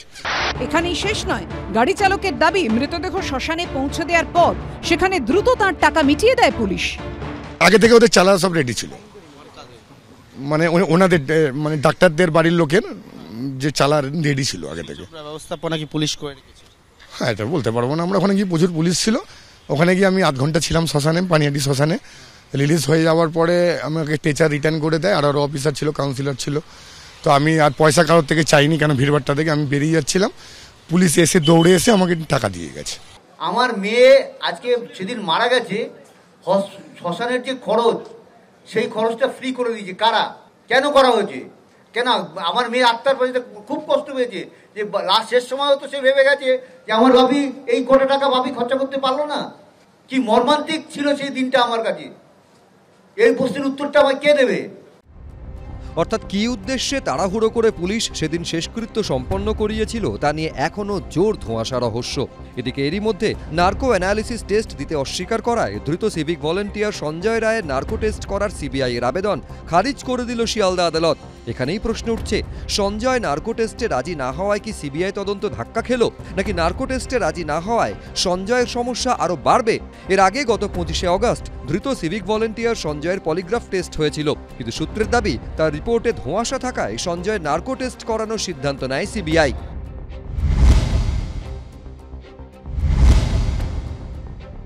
নার্কো টেস্টটা হচ্ছে যে নর্মাল মাইন্ড যেটাকে বলি, কনসাস মাইন্ডে লোক অনেক কিছু লুকিয়ে রাখতে পারে অথবা কনসিল করতে পারে, কিন্তু মানুষের মন তো সেখানে একটা সাবকনসাস মাইন্ড আছে, সেগুলো অপরাধটা কিন্তু সাবকনসাস মাইন্ডে থেকে যায়। চেষ্টা করে সাবকনসাস মাইন্ডটাকে দাবিয়ে রেখে যাতে কনসাস মাইন্ড দিয়ে জিনিসটাকে আপনার উত্তর দেওয়া যায়। এবং এইখানেই হচ্ছে যে 7টা মেডিসিন আছে, এই 7টা মেডিসিনকে ইনজেক্ট করা হয় অ্যাকিউজডের বডিতে, এবং অ্যাকিউজ তখন একটা টুইলাইট কন্ডিশনে এসে যায়, অর্থাৎ তার নর্মাল মাইন্ডটা তার সাপ্রেস হয়ে যায় এবং সাবকনসাস মাইন্ডটা সামনে আসে। তারপরে তাকে কোশ্চেনিং করা হয় এবং সেটা রেকর্ডিং করা হয়। লিগ্যাল টিমের সঙ্গে কথা বলে বৃহস্পতিবার শিয়ালদা আদালতে সঞ্জয় রায়ের নার্কো টেস্ট করার আবেদন করে কেন্দ্রীয় গোয়েন্দা সংস্থা। সেই মতো শুক্রবার সঞ্জয়কে আদালতে হাজির করানো হয়, কিন্তু নার্কো অ্যানালিসিস টেস্ট দিতে অস্বীকার করে ধৃত সিভিক ভলেন্টিয়ার। এরপর 2010 সালে কর্ণাটকের একটি মামলার কথা উল্লেখ করে বিচারক বলেন, যার নার্কো অ্যানালিসিস টেস্ট করা হবে তার সম্মতি ছাড়া এটা করা শুধু অসাংবিধানিকই নয়, এটা তার মানবাধিকার লঙ্ঘন। যেহেতু সঞ্জয় রায় সম্মতি দেননি, তাই সিবিআই এর আবেদন খারিজ করা হলো। প্রথমে উচিত ছিল যে ওর কনসেন্ট নেওয়া, কনসেন্ট নিয়ে কোর্টে প্রডিউস করা, যে দ্যাট সাবজেক্ট এটা কিন্তু এই নার্কো টেস্ট প্রসেসিংয়ে যেতে রাজি আছে। এটা যদি না নেওয়া থাকে তাহলে ওটা ল্যাপস হয়েছে, কিন্তু এজেন্সির তরফ থেকে ল্যাপস হয়েছে। অভিযুক্তের সম্মতি ছাড়া ম্যাজিস্ট্রেট অনুমতি দিতে পারেন, এটা সম্পূর্ণভাবে অভিযুক্তের সম্মতির উপর নির্ভরশীল। হ্যাঁ, এটা হচ্ছে একজন অভিযুক্তের একটা রাইট থাকে, সেটাকে বলা হয় রাইট এগেনস্ট সেলফ ইনক্রিমিনেশন। হ্যাঁ, সেটাকে ভায়োলেট করে। এখানেই প্রশ্ন উঠছে, সঞ্জয়ের যদি কিছু লুকোনোর নাই থাকে তাহলে নার্কো অ্যানালিসিস টেস্টে সে আপত্তি করলো কেন? এই যে এভিডেন্স, এই যে নার্কো টেস্টটা করতে দিল না, এটা ধরে নিতে পারে যে অন্য কোনো অ্যাকিউজ আছে সেই ভয়ে, বা উনিও অ্যাকিউজ হতে পারেন, বা অন্য কোনো একাধিক অ্যাকিউজ আছে উনি জানতেন, সেটাকে ধামাচাপা দেওয়ার জন্যে এই নার্কো টেস্ট করলে হয়তো সত্যিটা বেরিয়ে আসতে পারে। এইগুলো নানা রকম যে পারিপার্শ্বিক অন্য কোনো এভিডেন্স আসতে পারে, সেটা যাতে না আসতে পারে সেই জন্য অ্যাকিউজ এটা থেকে এড়িয়ে গেল। আইনের ফাঁক দিয়ে। 26/11 মুম্বাই হামলায় ধৃত আজমাল কাসাবের নার্কো টেস্ট করা হয়েছিল। পাকিস্তান কিভাবে গোটা মুম্বাই হামলার সঙ্গে জড়িত তা স্পষ্ট হয়ে গেছিল নার্কো টেস্টের সময় কাসাবের কথা থেকে। तुम लोगों को करना है। ये काम मतलब क्या काम करना है? यही VTS का क्या करने का काम करना है। काम मतलब क्या है? मतलब ये है कि उधर लोगों को मारना है ना। কিভাবে পাকিস্তানি সেনা এবং জঙ্গি গোষ্ঠীগুলি মিথ্যা প্রচার এবং মগজ ধোলাইয়ের মধ্যে দিয়ে তরুণদের সন্ত্রাসবাদী কার্যকলাপের সঙ্গে জড়িয়ে দেয় তা স্পষ্ট হয়ে গেছিল এই নার্কো টেস্টে কাসাবের বয়ান থেকে। এদিকে আরজিকর মেডিকেলে খুন ও ধর্ষণের মামলায় শুক্রবার ফের সিবিআই এর একটি দল আসে আরজিকর মেডিকেলে। প্ল্যাটিনাম জুবিলি বিল্ডিংয়ে যায় তারা। তদন্তের জন্য হাসপাতালে আনা হয় নিহত তরুণী চিকিৎসকের মা বাবা ও কাকিমাকে। তদন্তের হাতে নেওয়ার পরে সিবিআই তরফে আজকে প্রথমবার নির্যাতিতা চিকিৎসকের বাবা ও মাকে প্রথমবার তদন্তের স্বার্থে কিন্তু তারা এখানে আনেন। যদিও আজকে কিন্তু ঘটনাস্থলে অর্থাৎ এমার্জেন্সি বিল্ডিং এর যে সেমিনার রুমে যেখানে দেহ পড়েছিল সেখানেও অনেকক্ষণ ধরে তারা অপেক্ষা করেছিলেন, সেখানে তাদেরকে নিয়ে যাওয়া হয়নি। আজকে শুধুমাত্র প্রথম তারা যে বিল্ডিং এ এসেছিলেন যেখানে তাদেরকে দীর্ঘক্ষণ বসিয়ে রাখা হয়েছিল সেখানেই তদন্তের স্বার্থে তাদেরকে আনা হয়েছিল। প্রায় 1 ঘন্টা আরজিকর হাসপাতালে ছিলেন সিবিআই এর তদন্তকারীরা।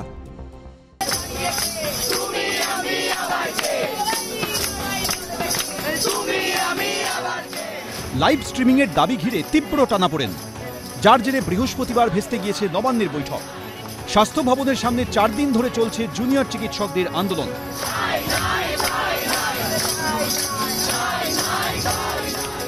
অসংখ্য সাধারণ মানুষ যেমন পাশে দাঁড়িয়েছেন আন্দোলনকারীদের, তেমনি ছড়িয়ে পড়ছে তাদের আন্দোলনের রেশ।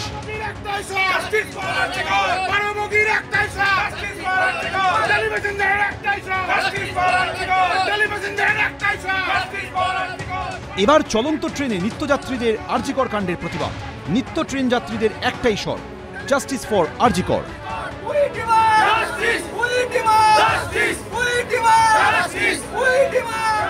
শুক্রবার সকাল 7:30টার ডাউন রানাঘাট লোকাল। ভিড়ে ঠাসা ট্রেন তখনও রানাঘাট থেকে শিয়ালদা অভিমুখে যাত্রা শুরু করেনি।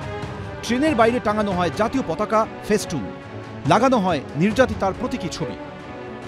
ট্রেন যাত্রা শুরু করতেই কামরার ভেতরে শুরু হয় স্লোগান, ওঠে বিচারের দাবি।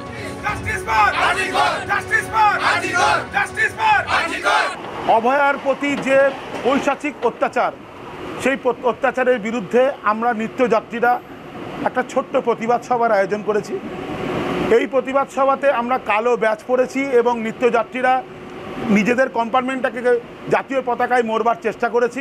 যেটুকুনি সময় আমরা পাই ট্রেনে, সেই ট্রেনের মধ্যেই আমরা চেষ্টা করেছি এই প্রতিবাদ সভার আয়োজন করতে। আমরা শিয়ালদা পর্যন্ত যাই। আমরা শিয়ালদা পর্যন্ত যাওয়ার সময় আমরা ট্রেনে কেউ বসবো না, আমরা দাঁড়িয়েই থাকবো। শিয়ালদা পর্যন্ত আমরা দাঁড়িয়ে থাকবো।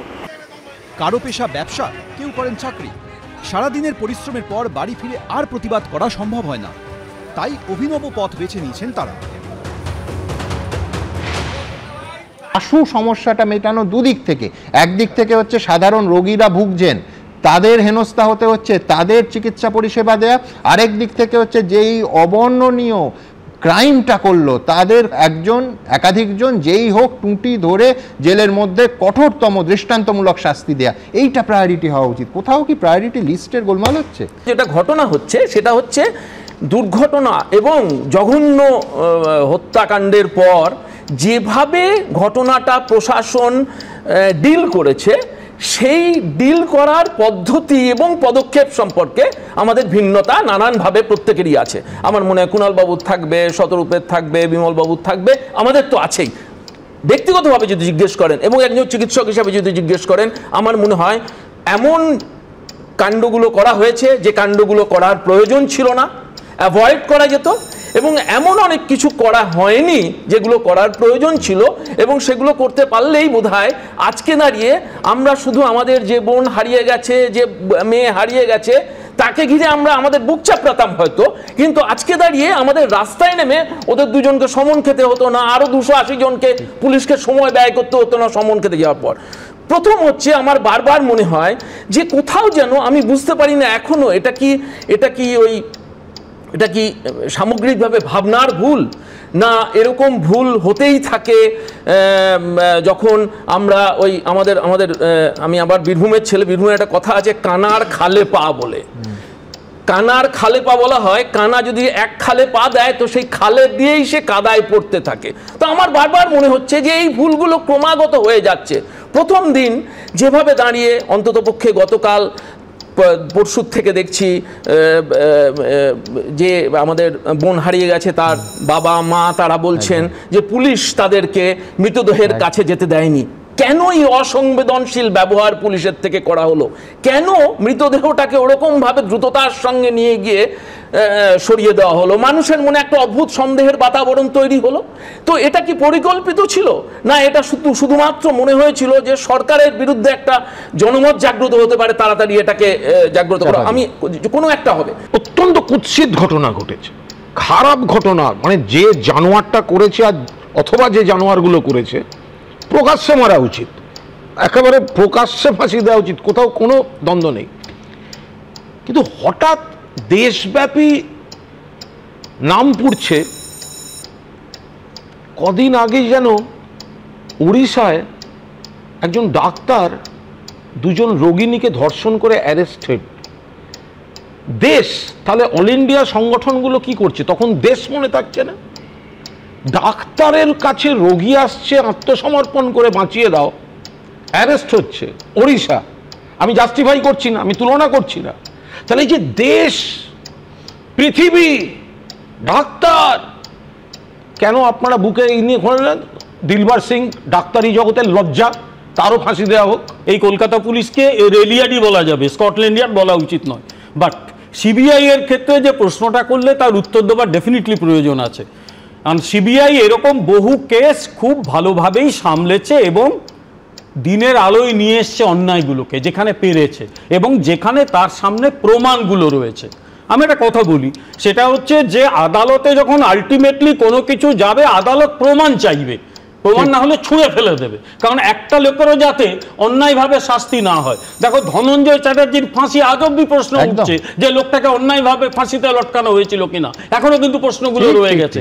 তাই এখন আদালত বলে একটাও, হাজারটা অপরাধী ছাড়া পেয়ে যাক, একটাও কিন্তু নির্দোষ ছাড়া মানে শাস্তি না পায়। ন্যাচারালি নির্ভর করছে কতটা প্রমাণ রয়েছে, কতটা প্রমাণ সেখানে লোপাট করা হয়েছে। যতই দমন পীড়ন করুন না কেন, এইটা কোনো বিরোধী লড়াই নয়, এটা আছে বাংলার মানুষের লড়াই। আর আমার শেষ, আমি সিবিআইকেও প্রশ্ন করছি, যে অ্যাসিস্ট্যান্ট সুপার ফোন করে বলেছিলেন বা যেই বলে থাক না কেন যে আপনার মেয়ে আত্মহত্যা করেছে, ফোন নাম্বার ধরে তাকে ট্রেস করে তাকে কাস্টাডিতে নিয়ে কার নির্দেশে কথাটা বলেছিলেন, এইটা আমরা জানতে পারবো নাকি পারবো না? আমার এখানে পরিষ্কার কথা সংক্ষেপে বলি, যেটা হয়েছে সেটা কুৎসিত ঘটনা, কুৎসিততম ঘটনা। সেই জানোয়ার বা জানোয়ারগুলো শাস্তি হোক।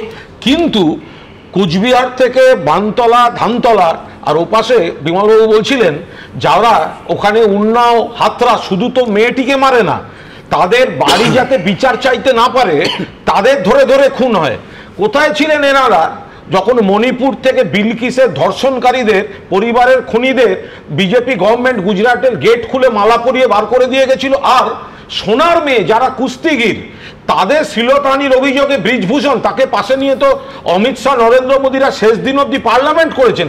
এরা এখানে কি গলাবাজি করছেন? তখনই কিছু বলতে যাই, তখনই এই টিম, এই পার্টি লালকে বদনাম করে, লাল এখন বলে সবুজ গেরুয়াকে বলে। এটাই হয়ে যাচ্ছে, আমরা কোনো বিচার পাচ্ছি না। আমাদের কাছে এতগুলো প্রশ্ন, প্রশ্নের পর শুধু প্রশ্ন, উত্তর পাচ্ছি না। I was really infuriated. আমি এরকমভাবে মানে মনে হচ্ছে আমি অশিক্ষিতের মতো কথা বলেছি, কিন্তু ইট ওয়াজ নট মাই অশিক্ষা। আর সব থেকে বড় কথা, আমি না জানি না, আমি আসলে এখানে কোনো দল পার্টি করি না। This is one of the reason আমি এখানে কাজ করি না, বাইরে চলে যেতে হয়েছে। ডক্টরসদের রাস্তায় নামতে হয়েছে, শুধু আমাদের না। আজকে ওনাদের প্রশ্ন করা হচ্ছে, যখনই আমরা এনাদের প্রশ্ন করছি তখনই উড়িষ্যার অন্য ঘটনা নিয়ে আসা হচ্ছে। একটা প্রশ্নের আগে 10 বছর আগে কি হয়েছিল, 25 বছর কি আগে হয়েছিল, যখনই আমরা প্রশ্ন করি এটা বাম আমলে এটা হয়েছে, বাম আমলে অন্য রাজ্যে হাতরাস হয়েছে, কেন আমরা কোনো ডেফিনেট মানে আনসারে আসতে পারছি না? ওই কারণেই তো পরিবর্তন। আজকে যখন দেখছি হাইকোর্টে একটা রাজ্য, দিদি উনি একটা রাজ্যের নাম বলুন যে আপনি গত 1 বছরে কোনো ধর্ষণের রিপোর্ট পাননি। স্যার আমি সামাজিক ব্যাধি স্যার, আপনার ওই জন্যই বলে আমি সিটিজেন অফ ইন্ডিয়া হয়ে গেছি। ছোট করতে নেবেছি, এটা সামাজিক ব্যাধি। আমি একজন ইন্ডিয়ার ভোটাধিকার হয়ে গেছি, কেন বাংলার মাটিতে এসে বলছি, কারণ আমার মাতৃভাষা বাংলা, এই কারণে বলছি। আমি ওই জন্যই নিরপেক্ষ হয়ে বলেছি কাল প্রত্যেকটা, আমি আজকে একদম ঠিকঠাক। এবার একটা কথা বলুন, আমি সাধারণ মানুষের হয়ে কথা বলছি। আমার মতো এরকম প্রত্যেকের সেম কোয়েশ্চেন আছে, যখনই কোনো কোয়েশ্চেন হয় এই ওকে কাদা ছড়াছড়ি করে, কিন্তু আলটিমেটলি কি? আচ্ছা একটা কথা বলুন, আজকে এত কোয়েশ্চেনে রেপ না গ্যাং রেপ, এটা ধরুন এটা শুধু রেপ হলো, এটা কি আমাদের মনে হয় না এটা একটা গ্যাং রেপ? কারণ আমি আমার ওয়ার্ক প্লেসে আমার এখানে কোনো সিকিউরিটি থাকবে না। আর সব থেকে বড় কথা, এটা একটা সরকারি জায়গা যেখানে হোম মিনিস্টার, যেখানে স্বাস্থ্যমন্ত্রী, যেখানে পুলিশ মিনিস্টার আমাদের মুখ্যমন্ত্রী। আর ইনফ্যাক্ট এটা মমতা ব্যানার্জি না হয়ে, আমি ওনার নাম রেসপেক্টেড, আমরা রেসপেক্ট করি ওনার ডেজিগনেশনটাকে, সিএমকে। We respect the designation of CM, be whoever it is, be it Mamata Banerjee. তো সেখান থেকে দাঁড়িয়ে আমাদের একটা সাধারণ মানুষের, আমরা ওনার মুখের দিকে তাকিয়ে আছি, বি দ্য পুলিশ মিনিস্টার। যেদিনকে ঘটনাটা হয় সেদিনকের সিকিউরিটিটা কোথায়?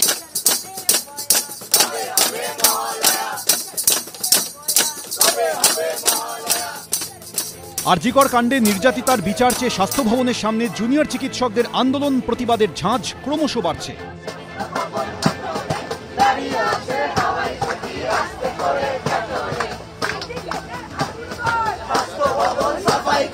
দলে দলে সাধারণ মানুষ ধর্নাস্থলে গিয়ে তাদের পাশে দাঁড়াচ্ছে। কেউ নিয়ে যাচ্ছেন খাবার, কেউ জল, কেউ যোগাচ্ছেন মনোবল।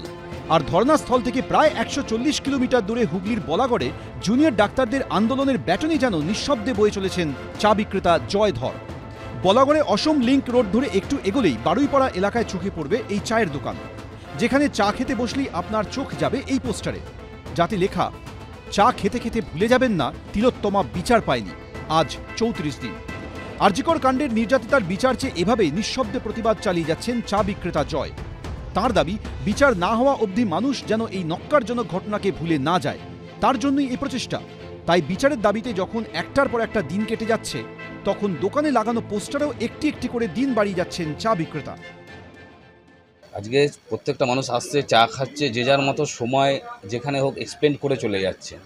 কিন্তু শুধু এই চায়ের দোকান বলে না, এটা প্রতিটা মানে সমাজ, বাজার, দোকান, হাট, অফিস, যে মানুষ যেইখানেই যাচ্ছে বা যেইখানেই যাবে না কেন, প্রতিটা জায়গায় যেন মানুষ যাওয়ার পথে বা চলার পথে যেন এই জিনিসটা মানুষ না ভোলে। এই ধর্ষণের বিরুদ্ধে যেন একটা কঠোর আইন তৈরি হয়, আর যেন প্রতিটা বাড়ির মহিলারা যেন রাস্তায় সুরক্ষিতভাবে বেরোতে পারে।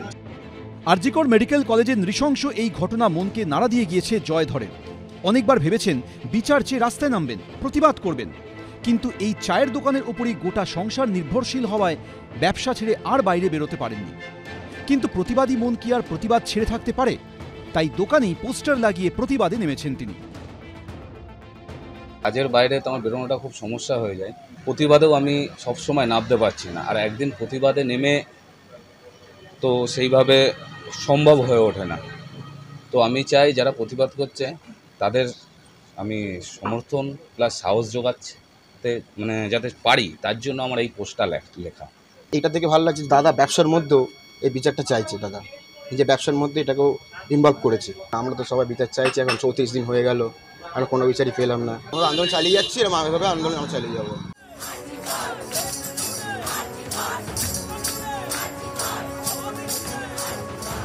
এক সন্তানকে হারিয়েছেন বাবা মা, কেউ হারিয়েছেন সহপাঠীকে, কেউ হারিয়েছেন বন্ধুকে, কারো বা বুকের ভেতর দিদি বা বোনকে হারানোর যন্ত্রণা। সব যন্ত্রণা, সবার যন্ত্রণাই যেন মিশে গেছে একসঙ্গে, জ্বলে উঠেছে প্রতিবাদের আগুন।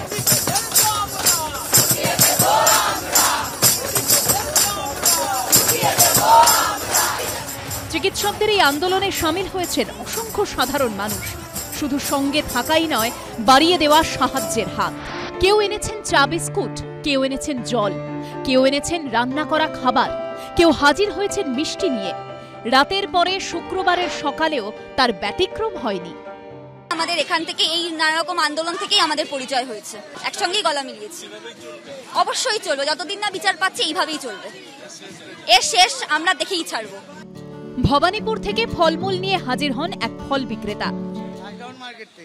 Last down market. কি জন্য এসেছেন? এই ধর্ণা মঞ্চে, ধর্ণাটাকে সমর্থন করি, সেই জন্য এসেছি। কি দিতে এসেছেন আপনারা? দেখছি প্রচুর ফল এসেছি, আমার ফলের দোকান, আমি যেহেতু ফল দিতে এসেছি।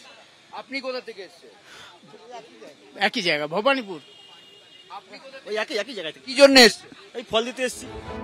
সাধারণ মানুষের ভালোবাসায় উপচে পড়ছে ভান্ডার।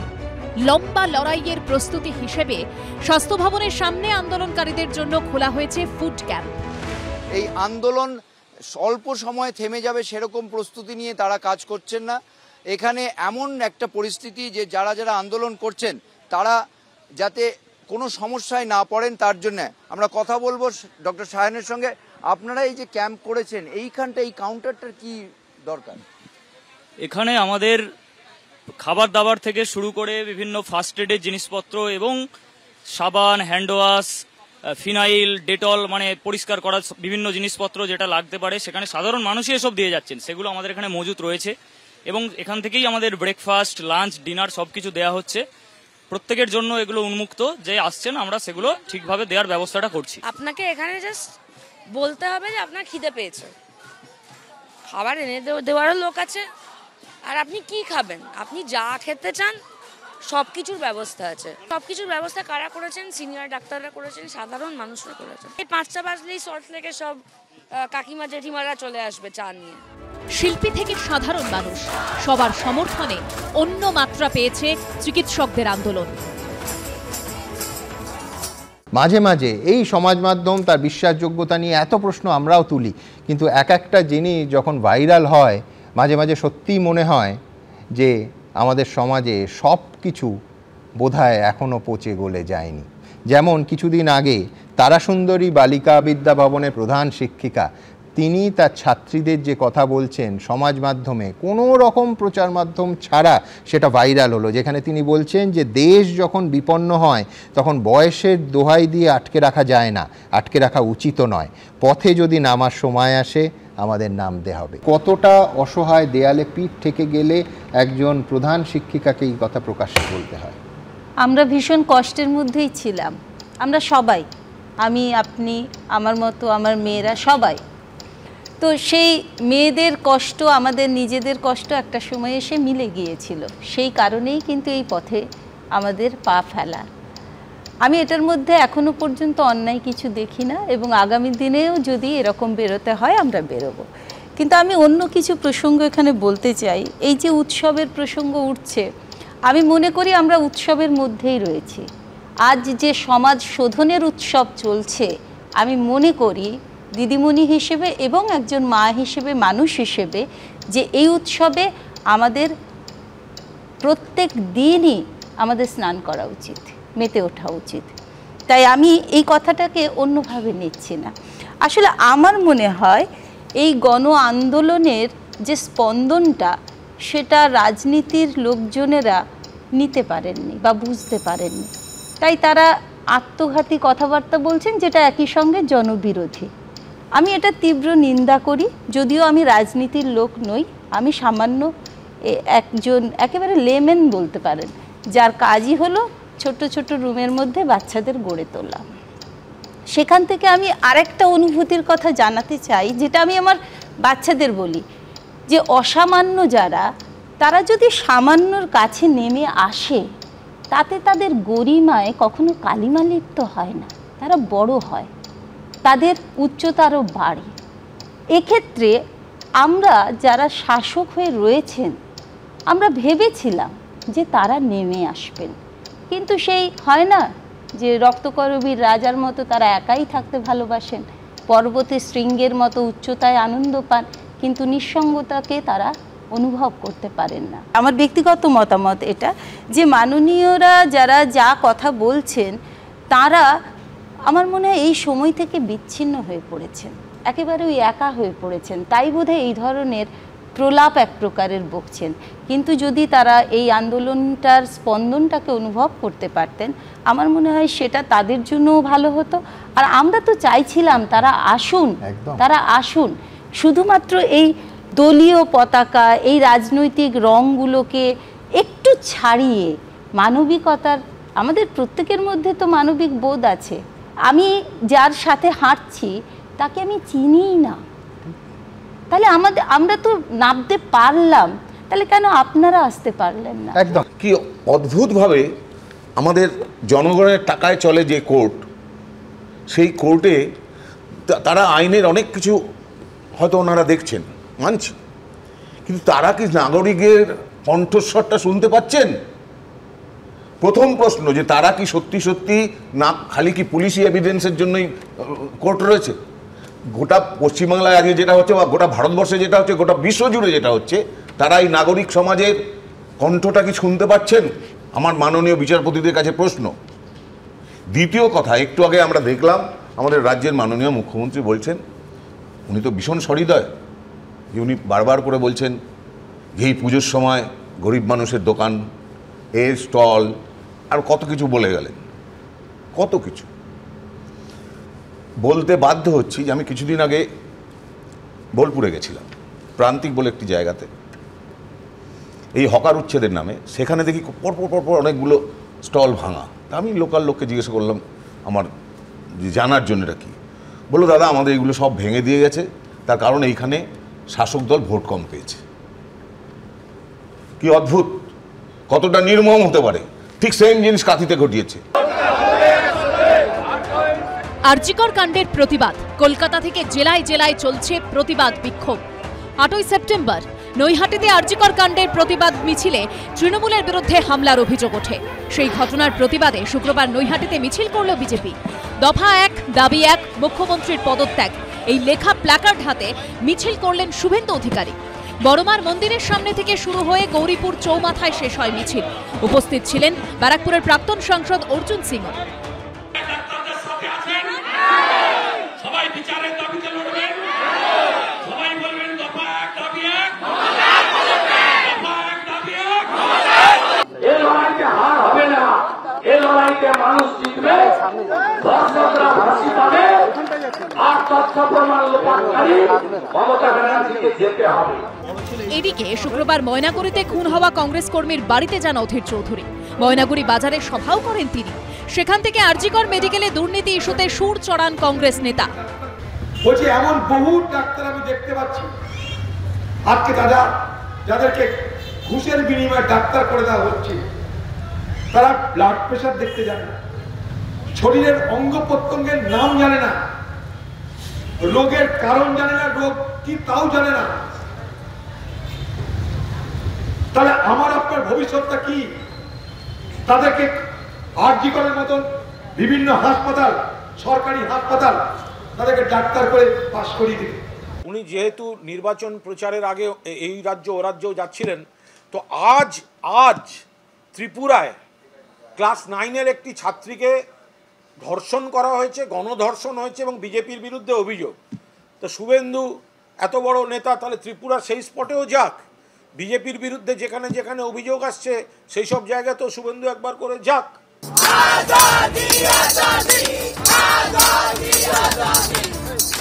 আরজিকর কাণ্ডের 35 দিন পরেও প্রতিবাদের আগুন নেভেনি, বরং তার ঝাঁজ আরও বেড়েছে। জুনিয়র ডাক্তারদের লাগাতার কর্মবিরতি, ধর্ণা অবস্থান, সাধারণ মানুষের রাত দখল কর্মসূচি থেকে শুরু করে পথে নেমেছে বাম, বিজেপি, কংগ্রেসও। এই প্রেক্ষাপটে একটি ভিডিও প্রকাশ করে চাঞ্চল্যকর অভিযোগ তুললেন তৃণমূলের প্রাক্তন রাজ্য সাধারণ সম্পাদক কুণাল ঘোষ। ভিডিওটি সল্টলেকের বিজেপি পার্টি অফিসের বলে দাবি করেছেন তিনি। আর ভেতরে যাদের দেখা যাচ্ছে তাদের কয়েকজন আন্দোলনরত জুনিয়র ডাক্তার বলে সন্দেহ প্রকাশ করেছেন। এই ভিডিও পোস্ট করে কুণাল ঘোষ লেখেন, এটা কি সল্টলেকের বিজেপি অফিস? ভেতরে কি আন্দোলনরত জুনিয়র ডাক্তারদের একাংশ? খতিয়ে দেখা হোক। যদি এটা না হয় তাহলে রটনা হয়ে যা ঘুরছে তা ভুল। যদি ঠিক হয় তাহলে কেন কিসের দরকারে? আপনারা বলছেন নন পলিটিক্যাল, সিপিএম এর লোকেরা ওখানে বসে থাকছে, বিজেপির উত্তর কলকাতার যুব সভাপতি দল বল নিয়ে সেখানে গিয়ে নানা রকম রসদ বিলি করছে। নন পলিটিক্যাল, তা আপনারা ক্লিয়ার করে বলুন, নন পলিটিক্যাল বলতে আপনারা কি বোঝান? যে ওই জায়গাটা তৃণমূল বিরোধীদের একটা মঞ্চস্থল? নন পলিটিক্যাল মানে কি তৃণমূল বিরোধীদের মঞ্চস্থল? তাহলে আমরা দুঃখের সঙ্গে বলতে বাধ্য হচ্ছি যে এই লোকগুলোর মধ্যে কেউ কেউ আপনাদের বলি দিয়ে তৃণমূল বিরোধী রাজনীতি করতে চাইছে, সেটা আমরা চাই না। আমাদের পার্টি অফিস সামনে আছে, পার্টি অফিসের নিচে আন্দোলনরত কেউ যদি তার ওয়াশরুমের প্রয়োজন হয় তার জন্য যাচ্ছে, কারো জল তৃষ্ণা পেলে রাত্রিবেলা একটু অসুস্থ বোধ করলে যাচ্ছে। আমরা তো আন্দোলনের প্রতি সলিডারিটি এক্সপ্রেস করেছি, কোনো লুকোনো ব্যাপার তো নেই, কিন্তু আমরা আমাদের পতাকার রং দিয়ে একটা রাজনৈতিক আন্দোলনকে রাজনৈতিক দলের মধ্যে টেনে আনার চেষ্টা করি। আমরা আমার মতো করে আন্দোলন করছি। কুণাল ঘোষ যদি ওখান দিয়ে গেলে কোনোদিন অসুবিধায় পড়েন, তার জন্য দরজা খোলা আছে, আসবেন। আমাদের ওখানে গুড় বাতাসা না পাওয়া যাক, কোনো একটা চকলেট দিও, ওনার জন্য জলের ব্যবস্থা করে দেবো আমরা। আরজিকর কাণ্ডের প্রতিবাদ আন্দোলনে বিরোধীদের ইন্ধন রয়েছে বলে আগেও অভিযোগ তুলেছেন একাধিক তৃণমূল নেতা। গান করে আছে, স্প্যানিশ গিটার বাজিয়ে পশ্চিমবাংলা থেকে মমতা ব্যানার্জিকে উৎখাত করে দেবো। অত সহজ না, অত সহজে হবে না। কয়েকজন ফেসবুকে বিপ্লব করে বলছে মমতা ব্যানার্জিকে সরিয়ে দেবো। আরে বাবা, রাম মামের যেভাবে চক্রান্ত করে বাংলাকে নষ্ট করার চেষ্টা করে, তার বিরুদ্ধে লড়তে হবে সবাই। বিজেপির ঘৃণ্য চক্রান্ত, নোংরামি, দাঙ্গা লাগিয়ে দেবার রাজনীতি, সিপিএম এর সাথে হাত মিলিয়ে গোপনতার মধ্য দিয়ে আরজিকর কাণ্ডকে তার রাজনীতির একটা মুনাফার জিনিস বানিয়ে নিয়ে যে আন্দোলন করার চেষ্টা করছে, তার বিরুদ্ধে আগামী দিনে তৃণমূল কংগ্রেস আরো বেশি করে জোরদার লড়াই করবে। এবার কি কুণাল ঘোষও ভিডিও প্রকাশ করে আন্দোলনের নেপথ্যে বিজেপির ইন্ধনের দিকে ইঙ্গিত করলেন? এদিকে আরজিকর কাণ্ডের প্রতিবাদে সরকারের 85,000 টাকা পুজো অনুদান প্রত্যাখ্যানের ধারা অব্যাহত। ওই মেয়েটার জন্য আমাদের খুব কষ্ট। আর যদি আমার মেয়ে হতো, আপনাদের কারোর মেয়ে হতো, তাহলে কি করতো?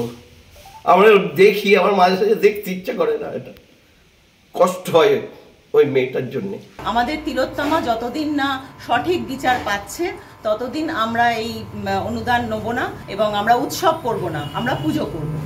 আরজিকর কাণ্ডে একদিকে বিচার চেয়ে আন্দোলন যত দীর্ঘ হচ্ছে, ক্রমশ করা হচ্ছে প্রতিবাদের ভাষা।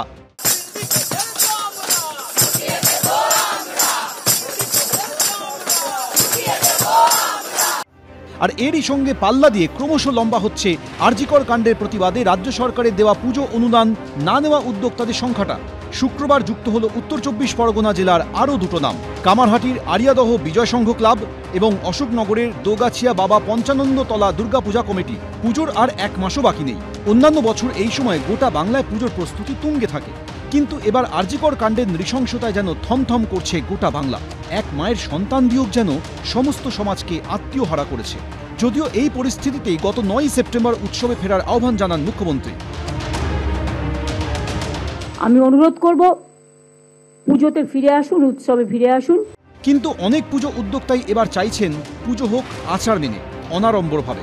যেমন আরিয়াদহের বিজয় সংঘ ক্লাব গত 2 বছর রাজ্য সরকারের অনুদান নিলেও এবার আরজিকর কাণ্ডের প্রতিবাদে পুজোর অনুদান না নেওয়ার সিদ্ধান্ত নিয়েছেন।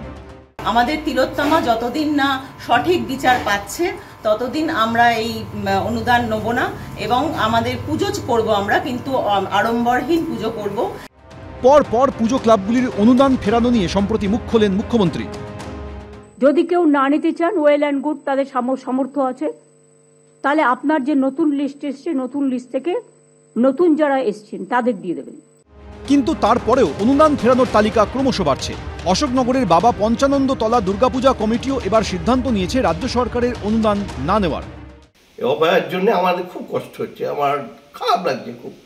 আমাদের গ্রামে কত মেয়েরা আছে, তাদের কথা ভাবি, আমার মেয়ের কথা ভাবি। আমরা ওই জন্য এই বছরে টাকা নিচ্ছি না। এবারে আমরা চাই সুবিচার। কিন্তু দু একজন আপত্তি করছে, অতগুলো টাকা তোমরা ছাড়বে কেন? আমরা দেখো, লোকটাকে ত্যাগ করো। আমার নিজের ঘরের মেয়ে যদি হতো, তাহলে কি এই নির্মম অত্যাচারের প্রতিবাদ আমরা করবো না? কেউ সমালোচনা করবেন না, আমাদের সঙ্গে থাকুন। এটা সমালোচনা করার বিষয় না, এখানে কোনো দল নেই, এখানে আমরা সবাই মিলে মিশে থাকতে চাই। আন্দোলনরত জুনিয়র ডাক্তাররা যখন অভয়া ক্লিনিক চালাচ্ছেন, তখন স্বাস্থ্য পরিষেবা ব্যাহত হওয়ার জেরে 29 জন রোগী মৃত্যুর অভিযোগ আরও একবার তুললেন মুখ্যমন্ত্রী। শুক্রবার সোশ্যাল মিডিয়া পোস্টে মমতা বন্দ্যোপাধ্যায় লিখেছেন, এটা দুঃখজনক এবং দুর্ভাগ্যজনক যে জুনিয়র ডাক্তাররা টানা কাজ বন্ধ রাখার কারণে স্বাস্থ্য পরিষেবায় যে ব্যাঘাত হচ্ছে, তার জন্য আমরা 29টি মূল্যবান জীবন হারিয়েছি। শোকাহত পরিবারগুলির প্রতি সাহায্যের হাত বাড়িয়ে দেওয়ার জন্য রাজ্য সরকার আর্থিক সাহায্য দিচ্ছে। প্রত্যেক মৃত ব্যক্তির পরিবারকে 2 লাখ টাকা করে দেওয়া হবে। পুরনো 2000 টাকার নোটে দেবেন না নতুন 2000 টাকার নোটে দেবেন? পুরনো 2000 টাকার নোট আছে অনেক বাল করে, এর আগে একটা ঘটনা ঘটেছিল, ওই শশী পাঞ্জাদের পাঠিয়েছিল পুরনো 2000 টাকার নোট দিয়ে। পুরনো 2000 টাকার নোট ওনার বাড়িতে অনেক আছে, উনি ওই স্টক খালি করার জন্য দেবেন।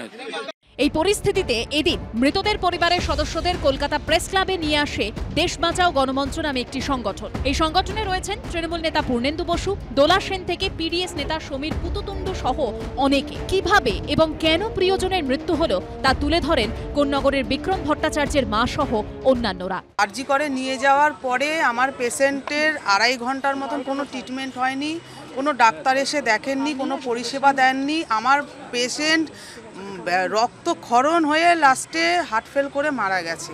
15 আগস্টের পর থেকে ট্রিটমেন্টটা ঠিকমতো চলছিল না, ওর হঠাৎ করে বাথরুমটা বন্ধ হয়ে যায়। তো একটা ডাক্তারও এসে তখনও আসলো না যে একটু ক্যাথিটারটা পরিয়ে দেওয়া যায়। কোনো জুনিয়র ডাক্তাররাই ক্যাথিটারগুলো পরিয়ে দেয়, কিন্তু কোনো জুনিয়র ডাক্তার নেই। তার জন্য আমার ছেলেটা সকালে চলে গেল।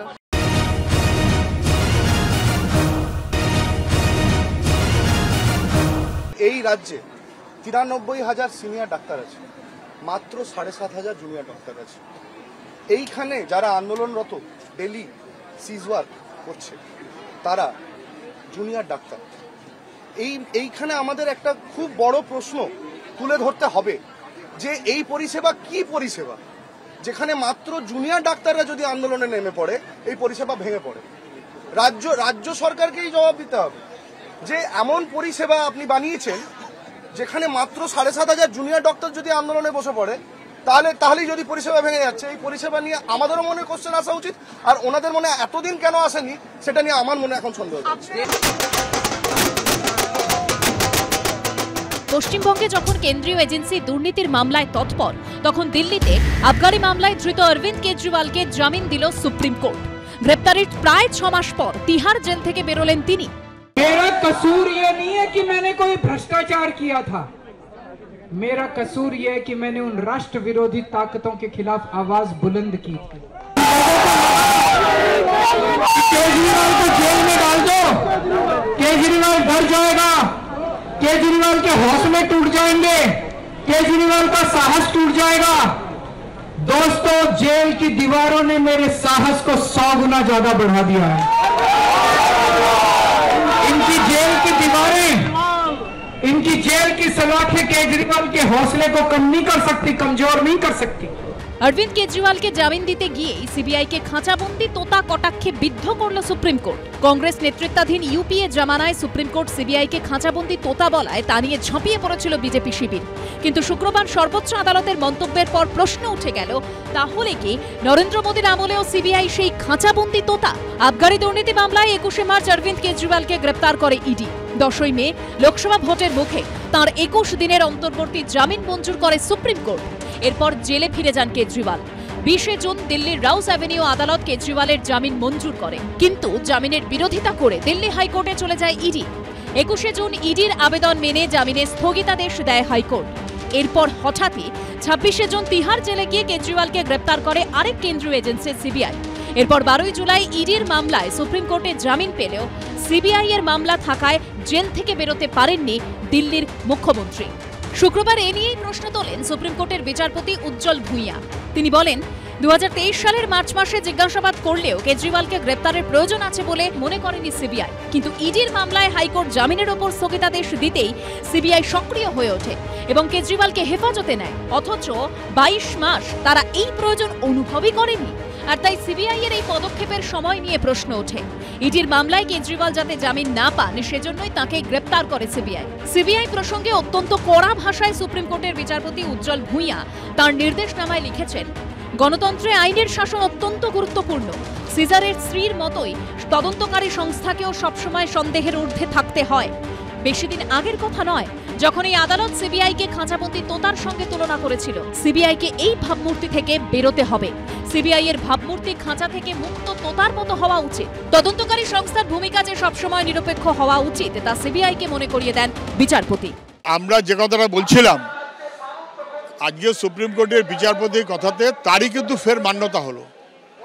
সিবিআই একটা কেজড প্যারট, আর সবচাইতে গুরুত্বপূর্ণ তদন্তকারী সংস্থা তার নিজের ক্রেডিবিলিটি লুজ করছে। আমরা সেই কারণেই কোর্টের নজরদারিতে তদন্তের কথা বলি।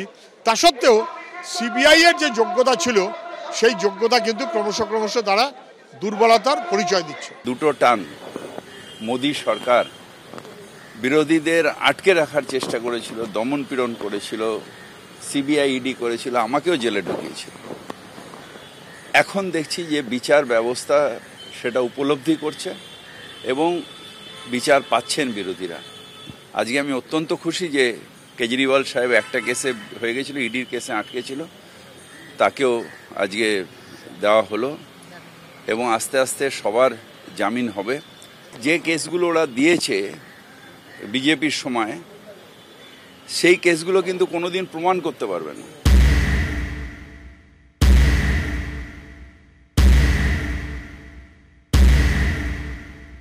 তদন্তের দীর্ঘসূত্রিতা নিঃসন্দেহে কিছু মানুষকে বিরক্ত এবং ক্লান্ত করেছে, কিন্তু এখনো মানুষের সিবিআই এর উপরেই আস্থা আছে। পশ্চিমবঙ্গে তৃণমূল কংগ্রেসের কেউ খুন হলে তার পরিবারের প্রাথমিক প্রতিক্রিয়া হচ্ছে সিবিআই তদন্ত চাই। সুপ্রিম কোর্টেরও দেখা উচিত যে যেখানেই পশ্চিমবঙ্গে কেউ গ্রেপ্তার হচ্ছে তার বাড়ি থেকে প্রভূত সম্পত্তির হদিশ পাওয়া যাচ্ছে। 2013 সালে ইউপিএ জামানায় কয়লা কেলেঙ্কারির মামলায় সিবিআইকে খাঁচাবন্দি তোতা বলে ভর্ৎসনা করেছিলেন সুপ্রিম কোর্টের বিচারপতি RM লোধা, যাকে হাতিয়ার করে ইউপিএ 2 সরকারের বিরুদ্ধে সরব হয়েছিল গোটা বিজেপি শিবির। তার পরের বছরে কংগ্রেসকে হারিয়ে ক্ষমতায় আসে মোদী সরকার, কিন্তু মোদী সরকারের বিরুদ্ধেও বারবার অভিযোগ উঠেছে ইডি, সিবিআই, ইনকাম ট্যাক্সের মতো কেন্দ্রীয় এজেন্সিকে রাজনৈতিক স্বার্থে কাজে লাগানো। আর এই আবহেই সুপ্রিম কোর্টের বিচারপতির কেজরিওয়াল মামলায় কড়া পর্যবেক্ষণ নিঃসন্দেহে মোদী সরকারের কাছে অস্বস্তির। প্রশ্ন আসছে যে এটা কি দেশের নির্বাচিত যে সরকার তার আধিপত্যবাদের প্রকাশ, অর্থাৎ এই ধরনের যে এজেন্সি তাদেরকে, যেটা আগেও কংগ্রেসের সময়ও বারবার বলা হতো যে খাঁচাবন্দি তোতা, তার মতো কি তারা কাজ করছে? আজকে অরবিন্দ কেজরিওয়াল ছাড়া পাওয়ায় যে বিষয়টি অন্তত এই মুহূর্তে নির্ধারিত হলো, সেটা হচ্ছে দেশের উচ্চতম ন্যায়ালয় মনে করলেন তাকে জামিন দেওয়া যায়। এবং এর উল্টো একটি দিকও আছে, অর্থাৎ অনেকে কিন্তু যারা সত্যিকারের হয়তো দোষী, তারা যে যখন শাসন ক্ষমতায় থাকছে সে তখন তার মতন করে নিয়ন্ত্রণ করছে। এই সিবিআই এর কোনো অটোনমি নেই। এটা ভারতবর্ষের আভ্যন্তরীণ নিরাপত্তার জন্য দুর্ভাগ্যের, এটা ভারতবর্ষের গণতন্ত্রের জন্য দুর্ভাগ্যের। কারণ সিবিআই কে ব্যবহার করে বিরোধী দলকে ভাঙা হচ্ছে, সিবিআই কে ব্যবহার করছে পলিটিক্যাল কারণে, তখন সিবিআই এর ধার কমে যাচ্ছে, যার জন্য নোবেল পুরস্কার খুঁজে পায় না সিবিআই। সেই কারণেই আজকে অভয়ার মামলায়, অর্থাৎ কলকাতা আরজি করের যে নির্যাতিতার মামলায় এখনো কোনো দিশা দেখাতে পারছি না। তবে বিচারপতি উজ্জ্বল ভূঁইয়া কেজরিওয়ালের গ্রেপ্তারি নিয়ে কেন্দ্রীয় এজেন্সির সমালোচনা করলেও সুপ্রিম কোর্টের আরেক বিচারপতি সূর্যকান্ত এ ব্যাপারে ভিন্ন মত পোষণ করেন। তিনি বলেন, হেফাজতে থাকা কোনো ব্যক্তিকে গ্রেপ্তারের ক্ষেত্রে প্রতিবন্ধকতা নেই। আমরা দেখছি সিবিআই তাদের আবেদনেই জানিয়েছে কেন তারা মনে করছে এই গ্রেপ্তারি প্রয়োজন। ফৌজদারি দণ্ডবিধির 41(3) ধারা লঙ্ঘন করা হয়নি।